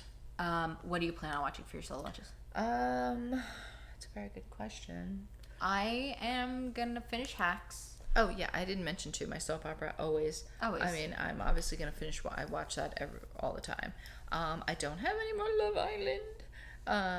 So you don't have any more active airing shows. Oh well, you have the Southern Charm and Below Deck, but I have one more of Southern Charm. I think a couple more of Below Deck. Wow. I'm gonna have to find something to binge. Well, I'm watching the Dollface. Oh yeah. And then I also have that other show that I didn't watch this week because I started the Dollface instead. That Everything I Know About Love. Oh yeah. Yeah, I didn't start that one. I forgot you said you were gonna watch that. Yeah, I might start that one, and then I think I also have Call Me. Oh no, I got all the Call Me Kate. Kate starts. Cat starts soon. I'm trying to think of what else there was that I was gonna start. I know for me. I'm not even sure. Kung Fu. I'm gonna watch. Finish Hacks. I think I'm gonna start Harley Quinn. And I gotta catch up on my F-Boy Island on HBO. Yeah. And then if I finish all that, then I will start Breaking Bad. Because I think that's all I have that I want to watch on HBO. I don't think there's anything else that I'm like. Well, we also have to watch Friends, but yeah. But you guys won't hear about that till the end of the month. Yeah, true. I think that's it. Also, Disney Plus Day is coming up this weekend, I guess, Monday when you're listening to it this week. Yeah. We'll cover that in the Monday Solo Watch podcast with the news, the Wheel of Watching. Yeah. If you're a little confused, I felt like we explained it quite well what we're gonna do. No, I think. But if you're confused, you can message us on Instagram. We'll try to explain it over text because that will be even harder than verbally trying to explain it. Yeah, no, I think they'll get it once they see it. I think you guys got it. Yeah, give us the month and Yeah. I think that's it. That's it. the button. Oh, I can't thank them for listening. You can always thank them, but you look at me like you're waiting for me. No, because I was about to say thank you for listening. Follow us on Instagram. We watch it all. I think that's all. That's probably it. I think so. Check the calendar one more time. No. Say the thing. Hit the button. I already said it. Hit the button. Hit the button. Are you ready now? Just do it. Hit the. We're good? You're done? I'm done. So done. No. What? So Hit the button. God darn it.